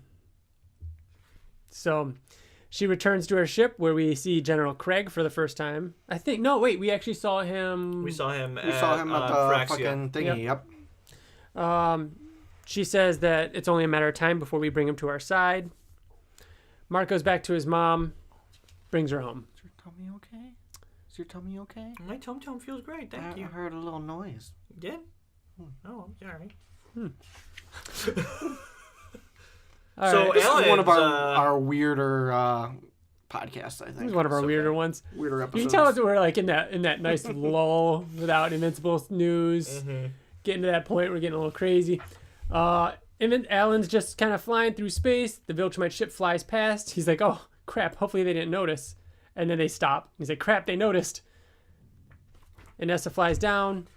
She basically mentions the fact that you'll be put in prison. He remembers Mark telling him that Nolan's in prison. He lets her knock him out and smirks as she brings him back to the ship. Pretending that he's knocked out. Yep. Mark is still reading. He gets pissed off because he's just wasting his time. And he goes out flying. I like this page with his arms out like that. I don't know. I think that was Reminds me of young Invincible boy. You know, his son, Marky. Yeah. Just like Yeah, the colors, it the does. night, like just him going out and flying. Reminds Like, me of Superman Returns. yeah. 5 years or 5 months. I'm going to need to start working out more, he says to himself. We see, so this issue ends with Debbie on a date with, what's his name, Roy? No, Paul. With Paul. And she says that the thing that upsets me the most about her husband is that he never really loved her in the first place. And juxtaposed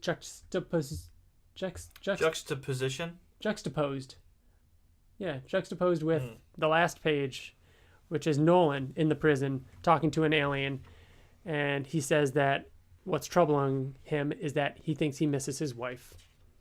I remember when we did the new reader, Brittany loved. No, Brittany I remember she hated reacted. this, or really? it was Eve, or I'm sorry, Eve. I think it was Liz. Liz was. I could picture her saying, "I think I miss my wife." She was so. Yes, that's exactly what happened. She was so mad at this moment because they hated him.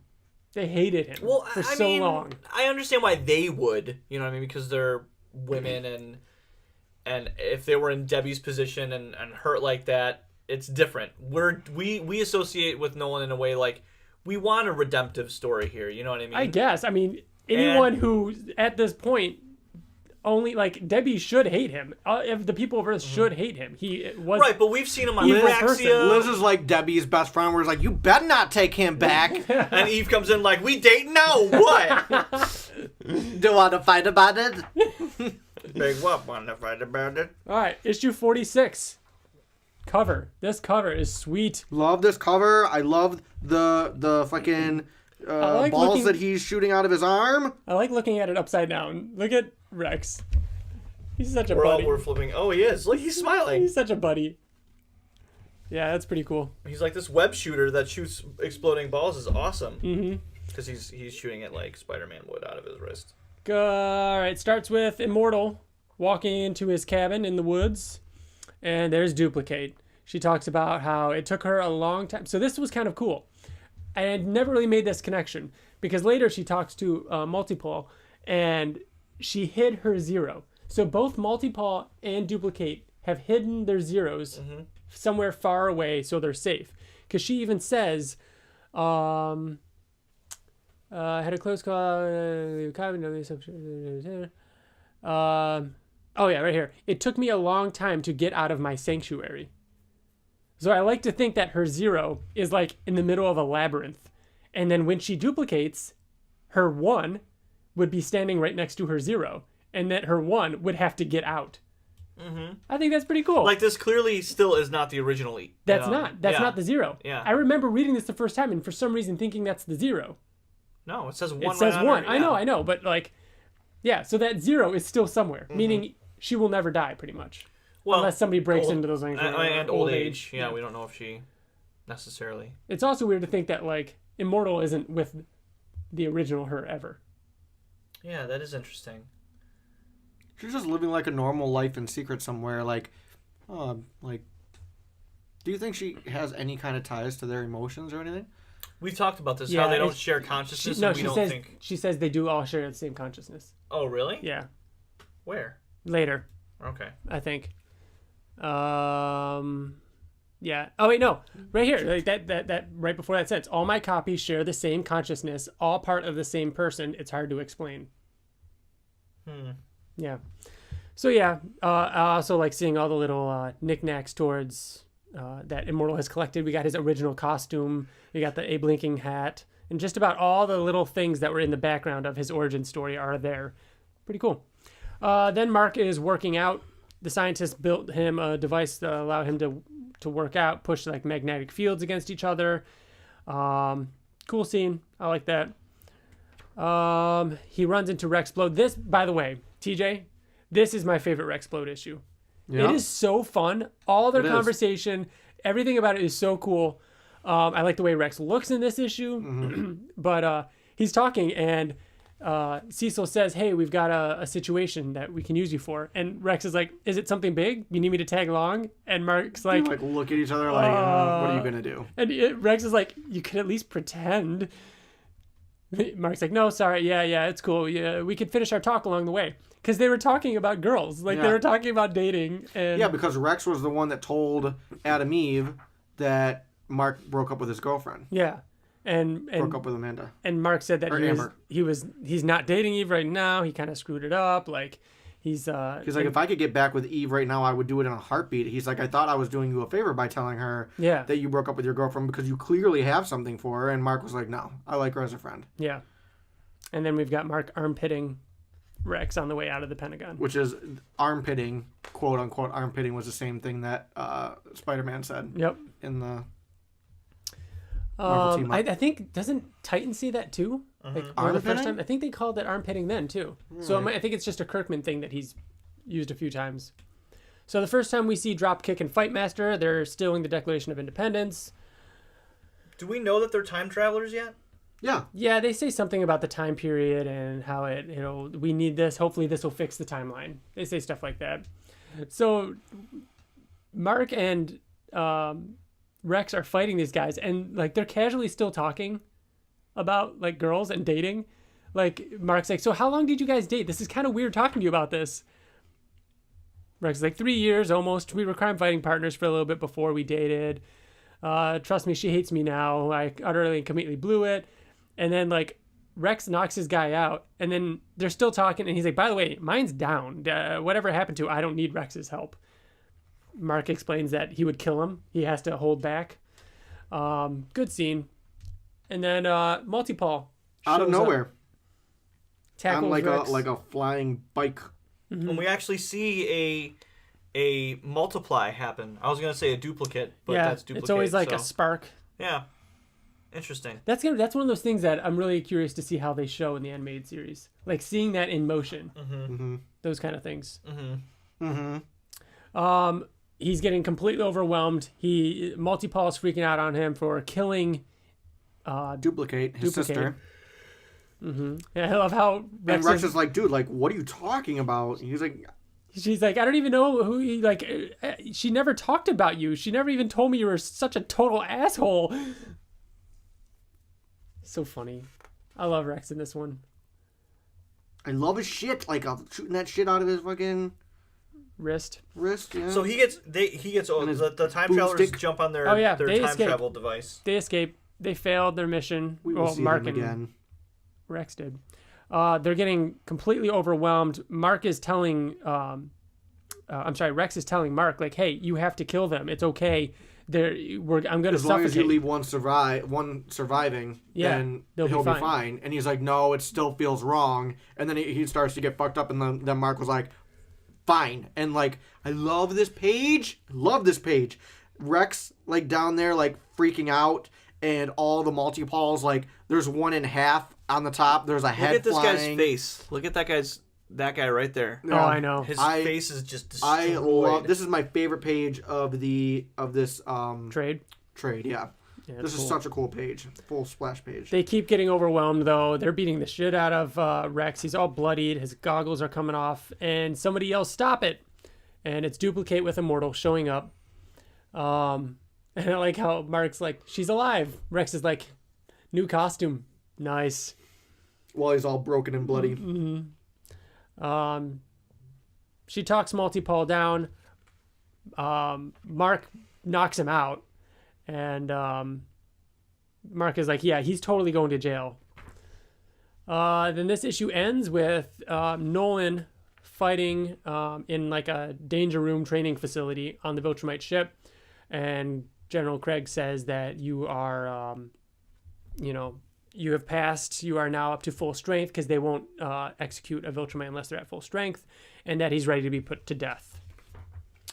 Last issue in our recap. This was a long one. I feel like are there all 6 issues? They're all 6 issues. Yeah. We're just talking a lot. I need to hurry up and plug in my computer. 1 second. Oh shit! It's about to die. Go ahead, Hurry! So this cover, the lighting looks different.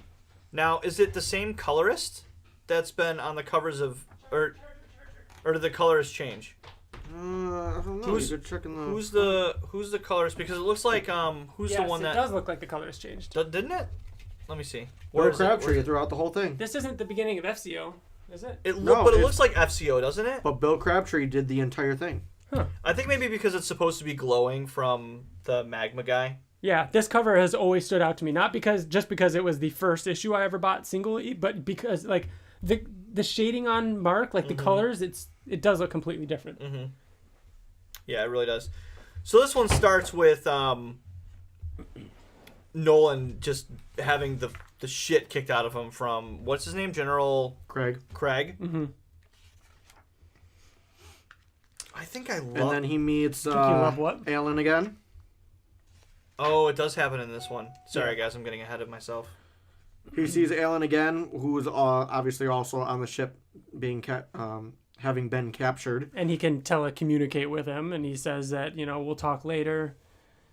And then there's Master Lu, who projects into the dragon. Mm-hmm. He says that he demands that Multipol be set free. This is a whole deal that we have within the Order, that group of villains that we learn a whole lot more about in Invincible universe. And he says they have a deal where if somebody in your territory is put in jail, you have to set them free, and vice versa and whatnot. So that was kind of cool. Just a check back in with Isotope and Titan. Now, didn't we learn more about that character and his and how his projection works? Yeah. Yeah. And isn't he like trying to keep it at bay or Yeah, like he's not a containing bad guy? Like he's actually kind of a good he's guy? a bad guy, but he's containing the dragon that will Right. just destroy the world. Right. And he has to contain it. If he dies, it'll be unleashed. And he has to keep replacing parts of himself so he can live longer to contain it longer. Yep. And then we get the scene that we were talking about earlier. Yeah, where it's close-ups and you think it's Invincible, and he's punching and he says, "Hi-ya, take So that," funny. into the air, and then you actually see Mark open up the door, and it's not Invincible. It's William, He's not wearing pants. And he's not wearing pants, and he's in the Invincible costume minus the pants. He's like, the pants didn't fit, and he said there weren't slots for a belt. Yeah. Then there's, we see James and, what is the other guy's name? It's Tether Tyrant and Magmaniac. Yep. But he always calls him James Magmaniac. And they're like living kind of down and out, and they're kind of starting to get a little frustrated with it and not having the money and not being able to afford anything. And then there's Robot trying to get Amanda. Jeez. Amanda. So many names. Rudy is trying to get Amanda to use a robot monster, basically, trying to get her to fight the same way he does. That was his first. This is his first solve attempt. yeah. And she's just having a really hard time with it because she just doesn't feel as smart as him, that she can't control it, and be quick enough with it. Then Magmaniac and Tether Tyrant get into a fight about not being able to afford groceries anymore, and they're sick of this, so they decide that they're going to turn to a life of crime again. Mark asks Debbie to wash his costume twice, and him and and then I love this. Oliver comes up to him and he says, "Can I talk to you about my father?" Mother Debbie doesn't like when I talk about him. And then in a way, in something that I don't think we've ever really gotten since or before, there's a whole dialogue that happens in, speech blocks while another scene is going on. It's very cinematic. Like you hear them talking over the events of Magmaniac and Tether Tyrant robbing an armored car. And it's Oliver talking about how he has complete memory the whole time, and he's heard of all the things and researched and knows all about what Nolan did. But and how the thing people that see he's him. yeah, on but the Earth. thing that he struggles with is that he has to be either good or bad. Like Well, the he's reason why he saying- struggles with it too is because He knows he him. knows his father, and he knew his father raised him. Or well, not raised him, but was when he was a baby, he has full recollection of his father on Telescria, not Threxa. Threxa. And he was a good person there. So he's like, I'm missing something. So Either is he's he a good good? person or he's Yeah. a bad person. It's one or the other. Yeah. It can't be both. And I like how in the speech blocks you see Mark say, or hear Mark say, or whatever, hold on, I'm being called away. Let's talk about this later. And then you see Mark showing up. Oliver follows, and together they fight Magmaniac and Tether Tyrant. But this is the first time like Oliver's in the field. He really shouldn't be there. He's not trained. And Invincible's getting like really kind of like pissed off at him and says he's kind of like hindering him from Oliver is hindering Invincible from stopping Tether Tyrant and Magmaniac. A little bit, but he also kind of helps in a way. He's helping here and there, but like he even He tells does like ultimately- Oliver, move, get out of the way. Like, Yeah, he does ultimately stop them both, though. but he says we'll talk about this later. Yeah, and about being a partner. Yep. Yep.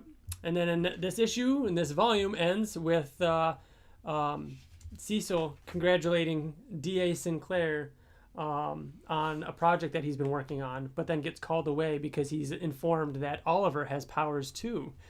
And that's going to come up later. D.A. Sinclair looks on out at the army of militarized Reanimen. With the American flags all over them, Yep. and it says Yep. USA on their So yeah, helmets. that is volume 9. You guys like volume 9? I did like one. TJ, you were really excited about this one. Yeah, Why were you? because of Rexplode. A lot of Rexplode, a good amount of Oliver. He was prominent in Anissa- here. And I liked Anissa. Anessa. Yeah, introduction to Anessa. It's definitely got some cool It stuff. was just lighthearted and like a little bit more nothing like- too crazy happened, which isn't Yeah. necessarily a bad thing. It's the down moments in Invincible that make it Mm-hmm. like really great. I like the in the behind the scenes in the back of the trade paper that Ottley did a whole page and then his son got a Oh, hold of it yeah. and scribbled all over it and he had to redo it. That's funny. And that he still has that page to this day. That's great. I love that. That's funny. Wow, that sucks. Could have been worse page, I bet. Mm-hmm. So next month we'll be talking all about Invincible trade paperback volume 10. TJ, grab that behind you. That one is called Who's the Boss? Did we say that this one was called Out of This World? I don't remember. We that. didn't. We What- didn't. No, we didn't name it. Is that a show you recognize? Out Do of you This World? Was that like a? It sounds like it would be a soap opera. I'm just gonna Google Out of This World and see what. I comes definitely up. know Who's the Boss. But this is oh shit! This is gonna be issue 50. Man, I'm excited. Out of This World is an American fantasy sitcom about a teenage girl who is half alien, which gives her unique superhuman powers. No way. What year? Let's see. Art. Yeah, I'm excited for volume 10. Number of TJ. That looks episodes, awesome. 96. Wow. 96 episodes. 1987 to 1991. Wow. Wow. So remember when we started doing Rereader? Mm-hmm. We're about to be like a third of the way through. Oh the no, I entire was gonna say we are series. officially a third. We just passed the third by doing that. 144. We are a third of the way through Invincible. Oh, we get the new costume. Oh my gosh, fucking Yeah, dude. Kid Omni-Man. volume Kid 10. Omni-Man is I like how the cover of this one is just the cover of issue 50. my third favorite character after Rex. Oh my Blode. gosh. Yeah, things are Angstrom heating Levy. up now. Things are heating up. Heating up. All right, we are going to talk about other stuff. Now, Katie texted me right. while we were talking about that and said she brought home cake for us. Do we want to eat cake and talk about Avengers Endgame, or do you want cake afterwards? Kind We'll of just eat cake cake is it? afterwards. Okay. All right. So, TJ doesn't like that Are answer. we? TJ wanted Are cake. we? So here's all the things that I feel like we Well, really need to discuss. All right, first, so everybody knows, obviously there will be spoilers from Yeah, now on. Going forward, we're going to talk about Avengers Endgame, and then we'll talk about Game of Thrones. We'll let you know when there's an in-between, but there will be spoilers for Avengers Endgame. starting now, because we're not going to do a well, we're gonna spoiler-free, for Endgame starting now, right? Yeah. Also, at this point, Endgame spoilers starting now. Also, we have to talk about Sonic. Yeah, we'll talk about trailers and everything after. All right, Yeah. so Endgame. So how I'd like to talk about Endgame, I want like 1 or 2 sentence or so quick impression of what you thought of it, and then I want to divide the movie into 3 parts because it's very 3-party. It's very much yes. 3 split acts. into 3 parts, Yeah. and what we liked and didn't like in each of those parts. Because otherwise, I've listened to people talk about this movie, and there's so much to talk about that it's easy to jump around, and I find it easier to split it up. So we're gonna try that. So as a whole, who wants to go first? I'll go first. Just your quick impressions. Quick. This isn't the 3-parter? No, just quick impressions. I thought it was okay. The good stuff was amazing. The bad stuff was terrible. Okay, Bill. It's literally how I feel. Like the highs were, I always describe it as like think of a movie that's really, really good, of being in this 3-inch bar, and it's always like stays within that bar. You know what I mean? Oh, okay. This movie was like so far over the bar of awesome, but then so far under the bar of terrible that it made me feel. I still don't know how I feel about it. I Really? still don't know how I Wow. feel about it. So I feel like TJ's in the middle because I obviously really, really liked it. I saw it a second time, and I when I left the theater, I felt similar to how I felt with Thor Ragnarok and Cap Civil War, where I was kind of conflicted because it wasn't totally what I expected, and I had to process a lot, and some of the stuff didn't feel right in the moment. Thinking about it more and then seeing it a second time, it felt shorter. It didn't feel as long. The stuff I was worried about didn't bother me as much anymore, and so I liked it even more. Gamut of emotions, too. So, 3 acts. The first part, everything up until when they begin the time heist.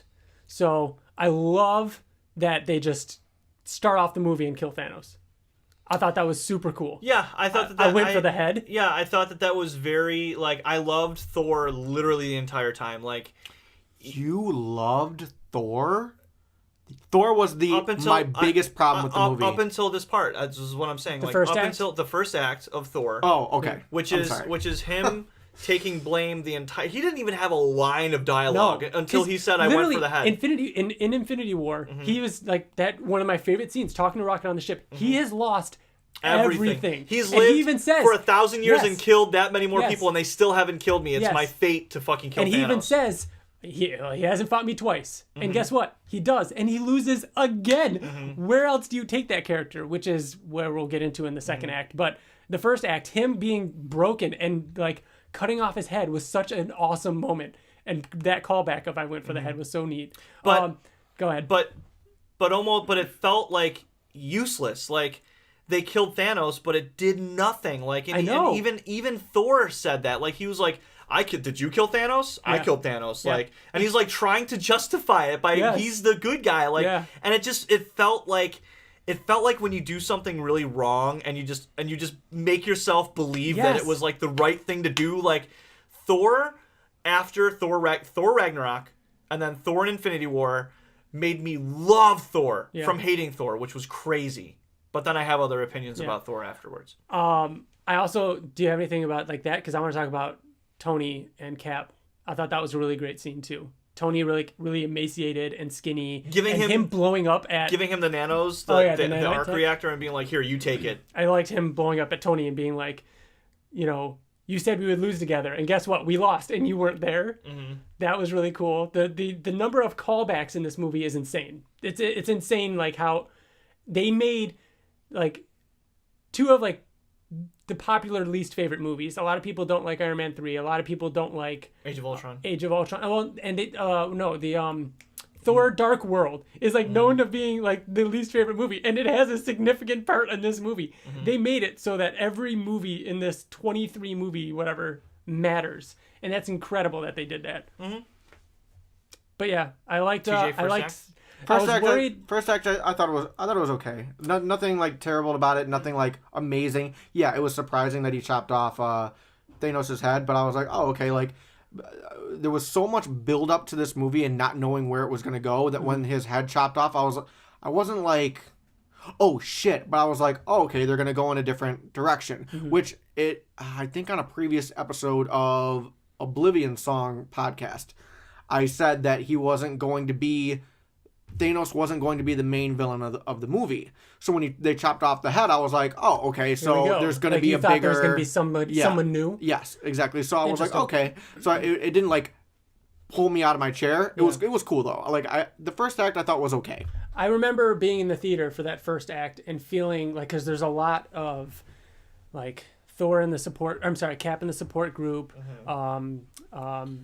what's her Black face? Widow Black Widow sitting there eating the sandwich. The sandwich. I didn't like that part. I remember all of that feeling really slow and me being Boring, worried in the theater. Like, is this boring? Dude, the second time, it's better. It goes by I saw quicker. it the second time and I didn't. The scene, I literally was fighting falling asleep. Really? Yeah, I was fighting falling asleep. The scene with Black Widow eating the sandwich, I think, is one of her best scenes out of her entire thing. Like, the tears in her eyes, like, it's so good. Like, her asking about Clint. Mm-hmm.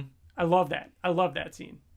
Yeah. You know, so obviously that was after the 5 years later and everything like that. Like, does the second act begin with Hank Penn or not Hank? So Penn, Scott Lang coming back? So yeah, well, I mean, it's whenever we decide. Would you say? Okay. I think as soon. Well, first act, I'd still say they go to Tony's house. I love that he has the daughter. Oh yeah, she was awesome. Yeah.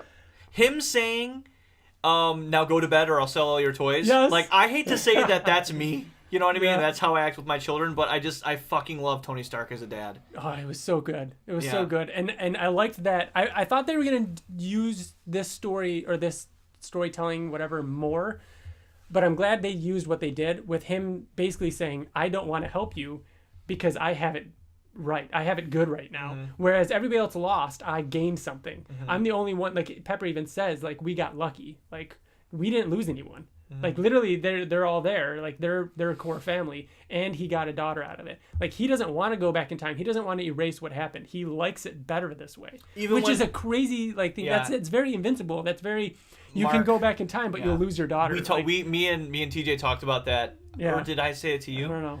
No, I think I said it to TJ. I was like, it felt very like when Mark was talking to the Spaghetti Monster. And the Spaghetti Monster's like, you can go back and change. He's like, I don't want to. Yeah. Like, I have a daughter. Like, I'll doom this planet if it means I can. Right. I don't want to change it.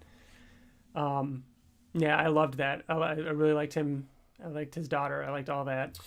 Before we go any further into this, we could literally talk for 4 hours about time travel, and I don't want to. Oh no, we're not going to talk about time travel. Okay. There's a lot. There's articles out there that explain it. I will say and I should have said this in my quick review or quick thoughts. I love how they did time travel in this movie. I think that being a superhero movie, they know their audience. Mm-hmm. They should have known we were going to scrutinize it, and it was not clear enough. It was very confusing. It was not. I didn't understand it at first. It took way too much thinking and too much to process, because time travel, no matter what, will have issues. It will have gaps, and it will be confusing. It doesn't make sense. The thing that I don't like about it, and now we're getting into the third act, is they had it perfect until the very, very ending. Mm-hmm. They had it perfect. I still don't think... I think it's... Yeah, but we don't have to get into it. So, like, from there, Ant-Man shows up, when I think Paul Rudd is amazing. He kills it in everything he does. But no. Everything he does. No, you're wrong. Everything he redeemed himself from Ant-Man and the Wasp. Because that wasn't his fault. Fucking terrible in Ant-Man and the Wasp. I don't think he was terrible. Watch how many times have you seen Ant-Man and the Wasp? A couple times. I own it. Dude, it is not good. He is it's not at the movie all is not good. The main character in that movie, and he is a laughing fucking joke. He's a clown in it. He's all a fucking moving clown. On. But he fucking killed it in this movie. Yeah, so him coming back. Sorry, TJ. Him coming back and asking that kid on the bike, "What the fuck is going on?" And the kid just rolls off, and then he finally realizes it. And him looking for his daughter's name. His daughter. I was like tearing up. That was the first time that I cried. There are 3 scenes in this movie that make me tear up. Mm-hmm. That is the first one, and even Katie was like, "Really?" And then we saw it a second time, and it got her the second time. I cried. That moment when he sees her and he's like, "You got so big!" Like, holy shit, that is such a good scene. Yeah. Yeah. When I realized because at first I was like, is he looking for Wasp Girl? What's her name? Oh, yeah. You know, and then he started saying Cassie's his daughter's name, right? And I'm like, oh my god, like that's Hope. Yeah. I was because you loved the daughter. Yeah, dude. In both the movies, you love that character, and when you see her, it's almost like. And he knocks on the door. I'm like, oh my god, she's gonna be so big. Oh my god, she's gonna be so big. And you see it, and just like Paul Rudd did a fucking amazing job of being confused. Yeah. Of like what? Because if you missed it. Yeah. And you opened up the closet that you were hiding in, and you're like, what the fuck is going on? Like, it is terrifying to be in that situation. It was apocalyptic. Yeah, him like going through all the names, like scrambling, like because he was looking for Cassie. He was saying Cassie's name. That's what I was saying. And Like that's when he saw his name. Yeah. And when he didn't see Cassie, he went to her house. So, yeah. But yeah, that's kind of merging into second act. So second act, all the time heist stuff. They. I don't know how to start with this. I guess it's just easier to just jump around. The time heist stuff I don't think we need to go into like each scene. The time heist stuff, in my opinion, the second half as a whole had or second part. The third act, the final battle was the highest of the high, fucking high. Awesome. The middle, the act 1 was the lowest. Act 2 disagree completely. Completely disagree. Had both. No, I think Act 1 is, especially after second movie, Act 1 is super strong. Act 3 is super strong. Act 2, it wavers. So Act 1, they're like, but it has high points, dude. Act 1 is like, here's some emotion. Everyone's sad. Here's some emotion, and Fallout from Infinity War. And I was like, okay, it's going somewhere. It's okay. And then Act 2 was like, here's some more emotion and more emotion. It's so much emotion. And they're like screaming at you like, emotion. And then it gets too much where I'm like, oh my gosh, let it be done. And then it's finally done. And then they do the time travel stuff. And then they go back into time travel. And then everybody's got to have their moment in the past. And I felt like it was so long. Like stick to Thor. Like Tony Stark saw his dad and Thor saw his mom. And fucking. Didn't need that. The problem is, like Thor and keep Thor in there and keep obviously like I agree. Black Widow. Yeah. I agree. All of that is long. It does feel long. It's all earned though. Like it all feels earned. I want all those scenes. Like if I had to choose which of those to cut, I wouldn't want to cut. To me, it doesn't seem earned. It feels like what's that word that starts with a P? Pandering. It's like pandering. Like I disagree because Tony's gonna. Spoilers, obviously, die in this, right? So he needs to see his dad and be able to have the one last moment with his dad. Oh, Thor lost literally everybody. He needs to have a moment with his mom, which I fucking love that scene. That scene TJ. is incredible. It's like that makes. Scene, I said to keep that one in. Yeah, that scene makes that character so much better. Okay, I want to talk. And then his mom saying, "I know you're not." Yes. You. Like I was raised by witches. You know, I see time differently. The future hasn't been kind to you. Like, yeah, dude, it was like I was like, this is awesome, this is awesome, this is awesome, and fucking Rocket, like I got the thing, like and being chased by everybody. That was fucking so good. But then that's the thing. You talk about all this stuff, and you talk about like Cap fighting himself. Worth it. The fucking elevator scene. Worth it. All that is the elevator scene. Okay, I said that my favorite part of Endgame was that we got an Avengers 1.5 because you got to see where the staff went, where the Tesseract went. Like you got to see and like they acted what happened. Yeah, it acted very the same. So when well. Hulk was like, so many stairs, I laughed way longer than I should have. But I fucking hated. It felt this is where I've had dreams. Mm-hmm. That I've seen movies that I'm looking forward to seeing, and they're terrible. Yeah. Like, I remember I had a dream that I saw Batman, and it was, like, really fucking bad. I'm like, oh, God, what is this that I'm seeing? It almost felt like that when Cap was fighting Cap, and he's like, that is America's ass. And I'm like, what the fuck am I watching right now? Okay, then that's just a joke that you didn't... I thought that hit. I thought that was funny. I did not think that hit at all. I thought that was way out of... Did you miss? Captain America does not swear. He says language. He says it a lot. He swears a lot in this movie. And then B, let's go get that son of a bitch. Captain America doesn't I don't know. It just felt. I mean, you got Paul Rudd saying it to him, right? No. Did you miss the first half of that joke? Yes. Then that's why you didn't like that. Where did the first half of the joke come from? It was Tony looking at the scene of them all. Oh yeah. And he says that, and Tony's saying that suit does nothing for your ass. Right, but I'm saying Ant-Man says that's America's ass as far as I'm concerned. Right, but I'm saying that whole joke didn't. Oh, I liked it. It didn't like why couldn't they fucking focus on Black Widow's ass? Like again though, 5 seconds before that, I can do this all day. Yeah, I know. Yeah, that was awesome. Hell Hydra. I know. Like so, I just didn't like how it was hits. like literally like that person just had a moment, and then it goes to another one. I was like, now this is this person's moment. Now this is this person's moment. It almost felt like filler. So okay. I agree with that. I agree with that because I left the theater and I was like, okay, maybe it was too much fan service. Mm-hmm. Absolutely. But then the more I thought about it, I was like, fuck it. They went 11 years to this day, actually, that we're recording. They went 11 years, 23 movies. Let them have a bad movie. Let them have no. They earned this bad movie. No, like let them have fun. It's not bad. It's No, not- let them I'm not have- saying it's no, bad, but fun. like it doesn't mean they can do whatever they want because they did 23 movies. They're doing a parade. This is a celebration, and Okay. they're gonna have a lot of fun with it. Ryan, but I I agree with you. I agree with you. You want a serious thing, like go watch Winter Soldier. You want all those By the way, things. I knew that this was going to go this way once we started talking about it, especially when you said that you felt like I was in the middle. I'm not. Bill likes this movie way more than he's letting on. You do, right? No. Like you were. What were you about to say? How many times have you seen the movie? Twice. I've seen it one time, and I have literally no need to see it ever fucking again. You're like only saying good things about it though. No, It I'm not. sounds I'm like saying you're all the bad excited. You're things. getting excited about Let me it. finish the bad thing that I wanted to say about Go. Act 2. Would you agree that Act 2 is the most important part of the movie because that's the meat of the movie? This is what the movie is about. Act 1 tells you what the movie's going to be about. Act 2 is what the fucking movie is, and then Act 3 is like, we're done. The conclusion. Right? It's the wrap-up. Act 2 was the time heist, and in my opinion, it felt like what a montage would be, but stretched out for like a fucking hour and a half long. Like you it, just thought it was too long. It not that it was too long. That's what my opinion was. Yeah. But when Yeah, you break down each scene, you're gonna find the something that second you like act in of each the, scene. the but it second was like, act of the movie was Come to on. me it wasn't what the meat of the movie should have been about. Like it I feel like that because I feel like that second act was the celebration. It was them doing the what you call the pandering. celebration was the finale. well, that too. But I feel like Everyone's there. But all the time travel, like going to the beginning of the first Guardians movie, like all that stuff was like they could have done something else. They could have gone to more boring times. Like when they went to Morag to get the stone, they didn't have to go the day. that's another thing that I really hate about it. You know what I mean? Like they intentionally made a point to show things that were for the viewer. They did this for fans. I also that's another thing that I really didn't like was that I'm watching a movie that I've waited however many years that you just said, and I'm literally watching the same movie that I already saw. That's why I liked the fucking New York, because it was Avengers 1.5. I was seeing a behind the scenes things of still what happened in that timeline, but different. So what was one that you saw the exact same? Majorga, whatever. Morag. It was the same fucking shot for shot scene dance of scene? everything that happened. It was just the dance scene. the dance scene. of- No, I like that.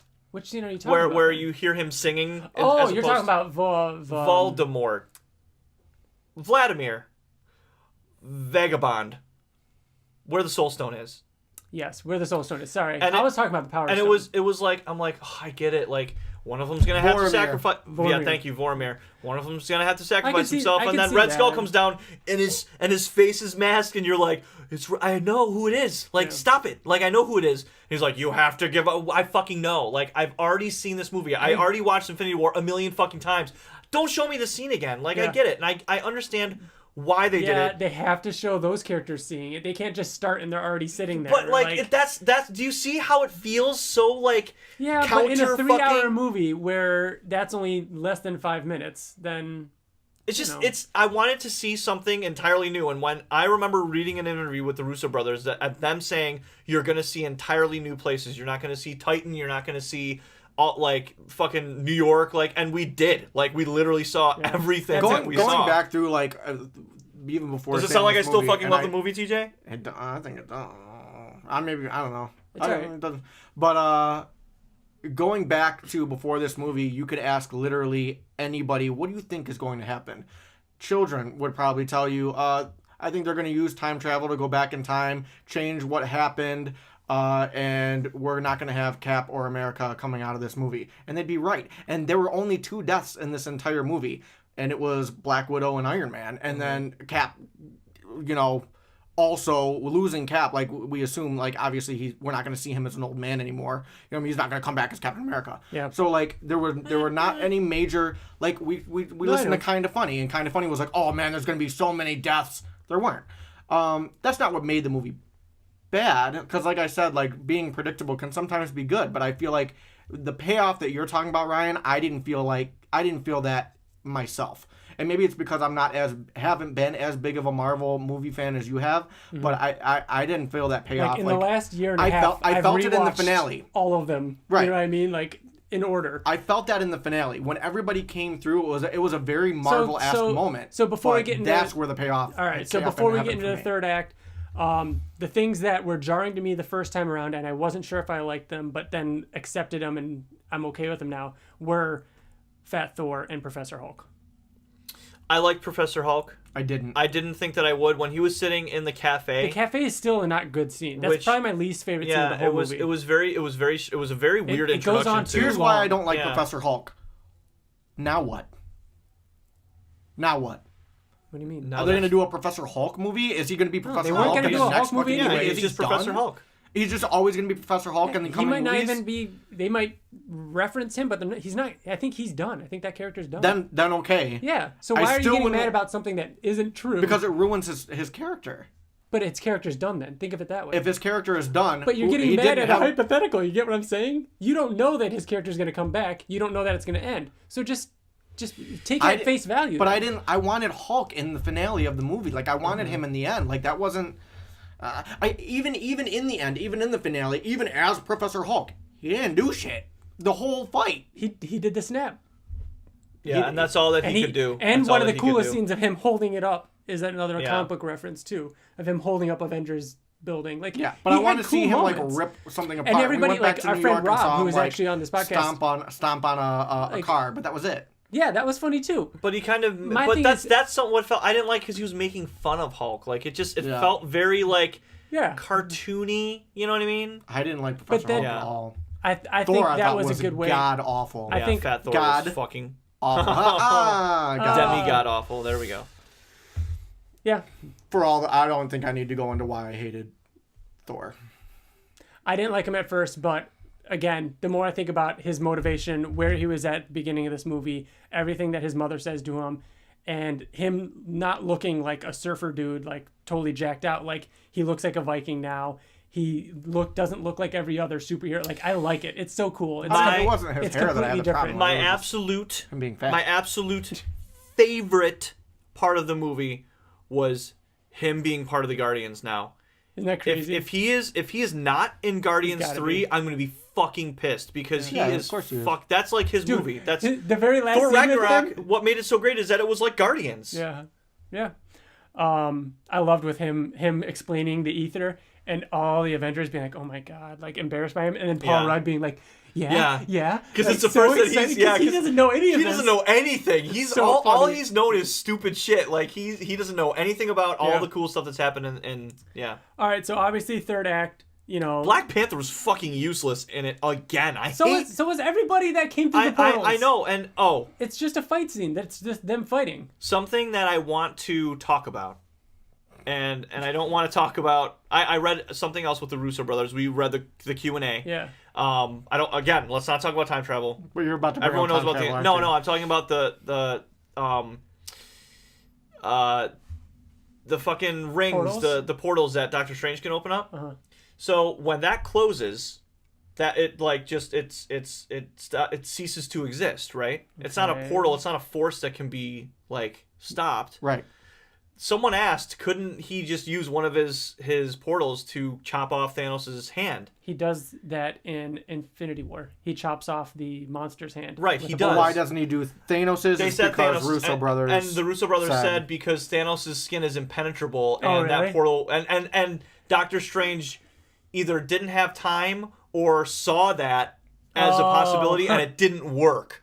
And I was like, it's not like it's a portal that stops. It ceases to exist in a completely different area, so it would transport whatever's on this side. Yeah. I don't know. It just was Yeah. a stupid cop out. There are a lot of cop outs. It's a superhero movie. And I get like that- there's so much going on. Right, but what like, bothers me, guys, is the same thing that I always say. If a movie creates a storyline and invents a science and then contradicts itself that it just based a movie off of, that's fucked up. And that's what I didn't like. and that's what Ant-Man does.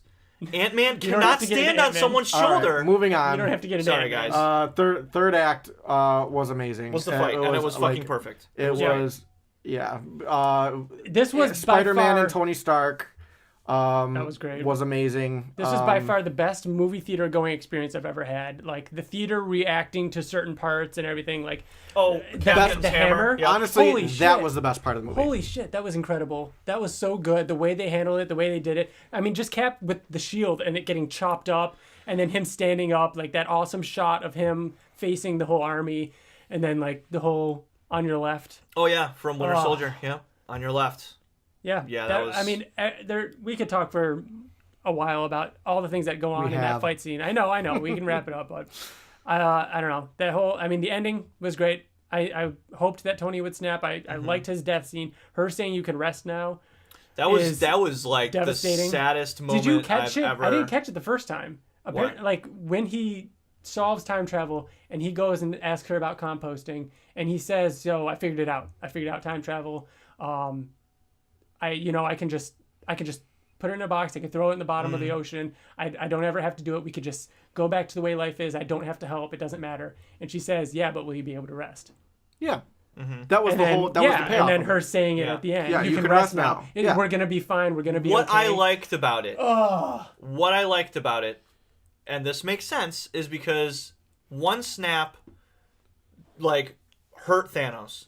2 snaps almost killed Thanos. 1 snap almost killed Hulk. Hulk, it wrecked him, yeah. And that snap, Tony Stark was dead. Oh yeah, already. He barely talked. He couldn't do anything. He was already dead. His eyes were so glazed over. He was looking off. And it wasn't like he had some crazy destiny where he's talking and no one else. They were talking to him, but they were talking to a corpse that was barely alive. And I fucking loved that he wasn't like, so brutal. "Oh, I'm so sorry." That like, no, he snapped and he's a human. He didn't get to say goodbyes or anything like that. There was none of that. Right. Oh. That to me was the saddest part of the movie. Seeing him like that. I know it was supposed to be like a heroic moment, but it was really sad. Like it was like when someone fucking actually sacrifices himself, what I would think in real life, how it is. It's not heroic. Yeah. You're not feeling happy. You're fucking, that person's gone, dead. So, Yeah, the funeral, all that. I mean, very sad. It was all very sad. Harley being there from Iron Man 3, who you hate, TJ. Yeah, he's terrible. No, you're terrible. He made that movie terrible. Actually, he didn't make that movie terrible. Not talking about time travel, I do like Tony dancing with Peggy. I do like that he's an old man now. Tony dancing with Peggy? That's an alternate reality. Yeah, it is. Steve Cap. I do like that. I like him giving Falcon the shield. Mm-hmm. I mean, yeah. There's. I feel the whole ending with that was like, there was a lot of. I did like that too because there was a lot of speculation of who's going to take it, Bucky or Falcon. And when Bucky said, Go ahead. That was his way. I feel like that was his way of saying, like, you can be that. Like, even not knowing, but like that was the Bucky writers being like, it's going to be Falcon, which I hate. I don't want that. I don't want to see that in the future. He's not superpowered. I want Bucky to be. You know what I mean? Bucky, at first I thought it should be Bucky, but I don't think anymore. I mean, Bucky is his own hero already. If they do another Captain America movie, I don't care. I don't want to see that movie. Bucky and Falcon. They have their show. So, yeah. Game of Thrones. All right, real quick. That's it for Avengers Endgame. Oh my God, we have to talk about Game of Thrones now? Super quick. I liked it. Quick. I don't care that it was dark. It was supposed to be scary. And it was. Okay. So we're not just talking about we can talk about the first 3 episodes of Game of Thrones. The first episode I thought was just okay because they just needed a reunion, which I thought was good. It was needed, but I was expecting more for the opening. Episode 2 was, I think, awesome. Episode 3 is my favorite Game of Thrones episode to date. Episode 1 was good. Episode 2 was great. Episode 3 was extremely disappointing, and I didn't like it. Episode 1 was good. Episode 2 was really great. And then episode 3 was the most stressful moment in my life that I've ever had. And I fucking loved it. And it was so smart. And a challenge. Like, you have to be like, we're going to do this, but not a lot of people are going to like it because it's going to be dark. We should talk more about this after the podcast. But Ryan, to be fair, you don't like it as much as you do because you've thought about it, right? Because when you had issues with it after we ended, but I never got the impression you hated it. The more I thought about it, the more I didn't like it. But as we were watching it, I even said, like, while it was airing, we were watching it together, and I'm like, guys, I can't see anything that's going on. This looks really bad.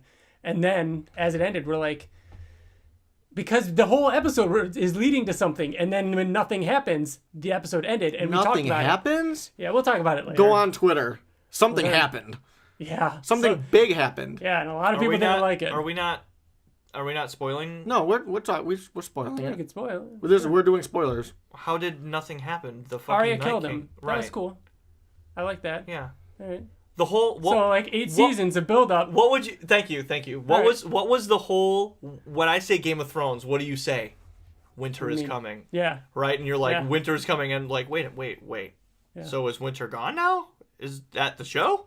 Yeah. Is Cersei really a bigger fucking threat than death itself? And the Night That was King? my. So that wait, was are my. you arguing for me or against me? I'm arguing. First of all, because that's kind of always how argues the for you, minute Ryan. the minute that the Targaryens, Always. no, Dothraki, disappeared. ran. Cool scene. No, not disappeared. When they ran and you saw for a split second the wall of dead and the giant, I was like, I'm scared. Yeah. Like, holy fucking shit. Yeah. And I knew that it was going to be And dark. then I knew that it was going to be dark. I knew that you couldn't see a lot of stuff, but And it was then when supposed you see to be like all the characters you love getting overwhelmed by the dead 6 times in the Sam? same episode, Oh and my nothing God. happens. Okay, Ryan. Yeah. Totally agree with what you're saying about the whole winter is coming thing. That was the finale of that. And when it comes to the next 3 episodes, like, I'm looking forward to it, but that's what I wanted, and I was happy with it. If that's how that big thing ends, like, Bran, the whole... Bran. That's the all whole, I gotta say. Bran is useless. Bran was useless. However, bad. I think he might be the Lord of Light. And he went back in the past and rearranged things in the past. That's where he went. Oh, that's a good idea. He could be the Lord of Light. When he told Theon, I'm gonna go now, and he goes up into the crows, and then where did he go? I think he went back into the past, So you and he think was we're gonna get rearranging answers things. to what Bran did? We during have this 3 episodes Yes. left. I hope. do. Yeah, And I it's going to really- be in King's Landing. How can you make 3 episodes I like agree. with one Like, I'm confrontation? really hoping that like all those characters, like all the like really emotional, impactful deaths that we didn't get, I feel like, all right, they kept him alive for a reason. Let's find out what that reason is. So I'm really excited. So my question to you, Ryan, is if the next episode we find out like something like that happened, like Bran went somewhere, he had a purpose, he's the one that ultimately defeated the Night King, let's just say, like he put all the pieces in place. Would you like the last episode more? It would make me like it. It would make me retroactively like it a little bit more, yeah. Because I'd find out that had purpose. And that whole time when he was just doing nothing, that's what he was doing. Okay, that's better. If it doesn't happen, then I am in total agreement with you when it comes to Bran. Yeah.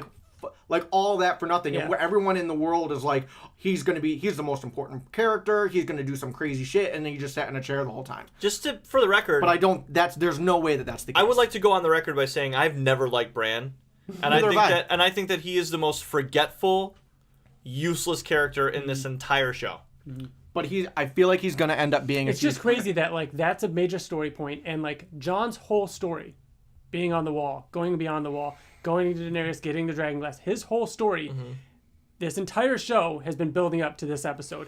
And what did he do in this episode? Nothing. Okay. He rode a dragon. It's disappointing. It was leading up to disappointing. this episode. I don't. It was think leading up to Jon this fight. Snow's- It was leading up to the fight against the Death Watch. To his point, what he's saying, TJ, is that Jon has been the one that's rallying everybody against I get it. the Night King and the Dead. He's like, Night Walkers are fucking white. The White Walkers are real, But and all Jon this Snow other stuff. has become even more of the main character, and I don't like that because Game of Thrones has never been like that up until until like you interrupt everybody this entire time that we started talking about Marvel. Go. Jon Snow has been officially like the main character starting with season 6 and 7. And I don't like that about Game of Thrones. There is no main character, and he's become the main character. That's why I'm glad he wasn't the one that defeated the Night King at the end. He wasn't like the one that was like doing the charge throughout the entire show. It shouldn't be all he didn't him. even like. No White Walkers were even fought. If I told you, like after all these years of lead up, that in the final fight nobody would fight a White Walker, you'd be like, what? Why would you though? And I said this before the show even started. Before the episode even started, why would they be on the front lines of it? Not even the front lines, but like they're the ones that you kill one of them, like 1/12 of the completely war agree is with you. done. So stay in the back and let your army overrun and kill everybody. So while everybody's still kind of being swarmed by death and dead people, you don't go strolling in? Is that what you're saying? You let them actually kill all the people? That's a good point. They should have done that. That's what they did though. So everybody was still alive. Sure, there's still people alive. There's still some people alive, but for the most part, they won that war. Like that shit was kill over. Bran then. Okay, just saying. I was disappointed. Do you think I was not? Who is harder to kill? Okay. Okay. A disabled kid in a wheelchair, or a dragon? I would think a dragon. You would think a dragon, but you're wrong. Yeah. Okay, because the Night King killed a dragon in about, 15 seconds. Yeah, I don't know. It just felt weird. I don't know. Why did the Night King even want to kill Bran? We don't know, and it doesn't matter, Bill. After 8 years, it doesn't Like, matter. why was he the Endgame for the Night King? I And a don't. lot of So he people- could have an and this endless is night. something- What the fuck this was is something that? that's, I don't know if it's true or not. They explained it too. But this is something that I don't know if it's true or not, and I would hate it if it was. But people are saying the rumor is that they don't want to explain any of that because they're going to use that as story for the prequel show that they're making. Which would make sense because Bran can time travel. We'll see the past, anyways. All right. Anything else we want to talk about before we wrap the show up?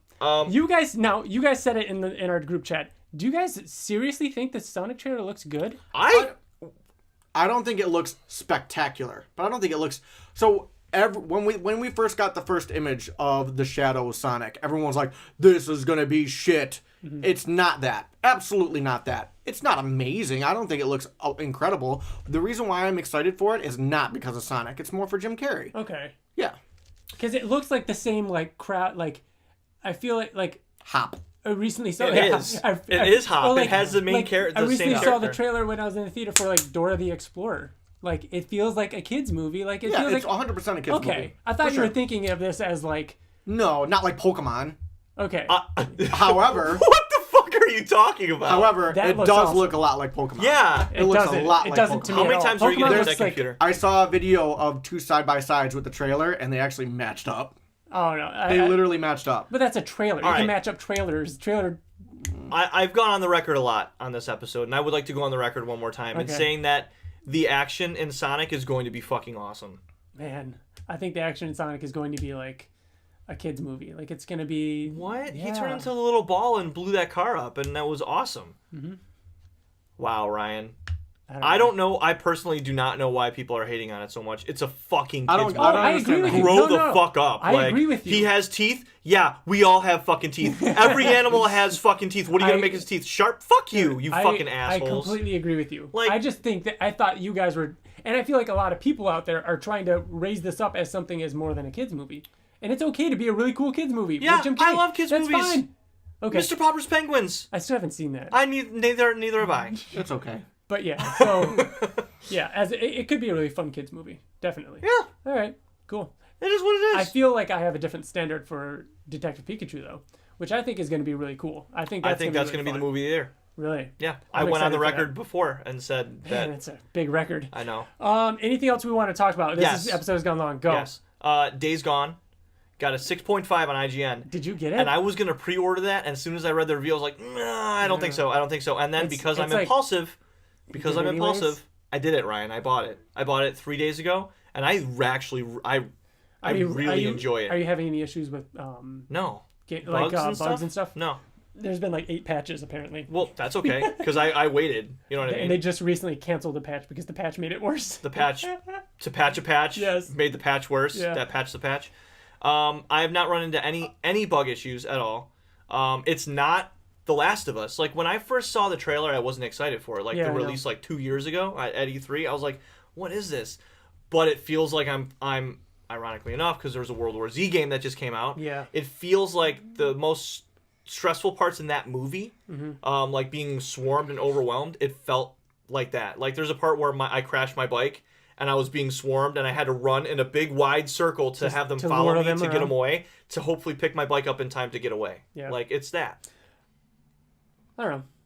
It's fun. You should It might play be it. it might be one of those games that I visit once it's out, it's cheaper, and all the bugs have been fixed, and I don't. It's not a have to worry about anything. 6.5. I'm sure that Well, see, I'm the sure- reviews that I've read and listened to, the big thing is that it gets super repetitive, and all the Mm-hmm. fun things get very exhausting, and it's too long. So tell me what you think in a week or when two. when I read that it was 60 hours long, Yeah. I was like, damn, I would play The Witcher for 150 hours, and Skyrim I will still play today. But that's like saying, will you play Assassin's Creed for fucking? I'm some people at will, 30 hours but- of Assassin's Creed Odyssey, and I'm still loving it. I'm playing that game where it's very different. Like normally when I play games, I'll try and play it as much as I can. I can't stop thinking about it. This game, I'm like, you know what? It's kind of like a TV show where I'll like pop in and go do some adventures and stuff like that. And I love the characters, I love the world, and I'm still really enjoying it. And I'll just take my time with it. However, I did beat Celeste since we last recorded, and that is one of the most satisfying games I've ever played. Super difficult, but a lot of fun. So yeah. Cool. TJ, anything else? Whoa, weird. Nope, I'm good. All right, let's wrap it up. Thank you all for listening. Remember, you can email us at theinvinciblepodcast@gmail.com. Find us on Twitter, Facebook, YouTube, and theinvinciblepodcast.com. Thank you to everybody listening. Yeah. Remember, we are going to be doing Volume 10 next month. And the main topic, I have an idea, but I'll announce it over on Twitter later on as it gets closer. Oh, and this week's outro song by Wyatt Layne is Cozy Places. You can find all of Wyatt Layne's music over on SoundCloud, Spotify, iTunes, Apple Music. Just search Wyatt Layne. And I think that does it. All right. Thank you all for listening. Bye. Bye. Good night. Bye.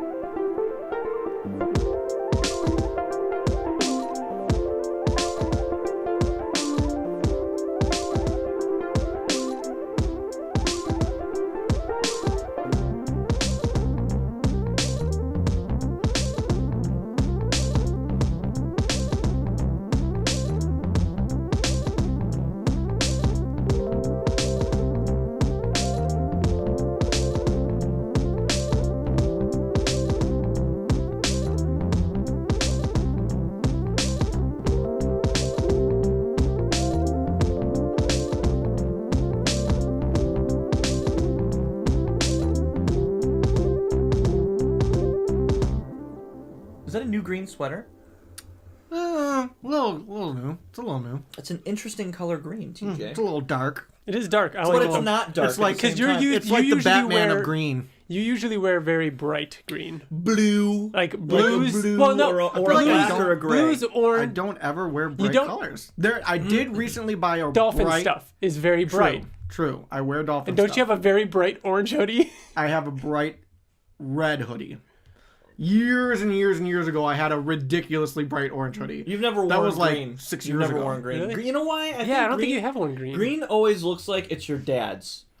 I mean one's father's, not like, yours. Like that hoodie was passed down to him. Like right. It's his like dad's if I were hoodie. to wear a green hoodie, it would look like it belonged to my dad for some reason. I don't know why. Green just looks like it's your dad's. This is your dad's hoodie, actually. Oh, so that makes sense.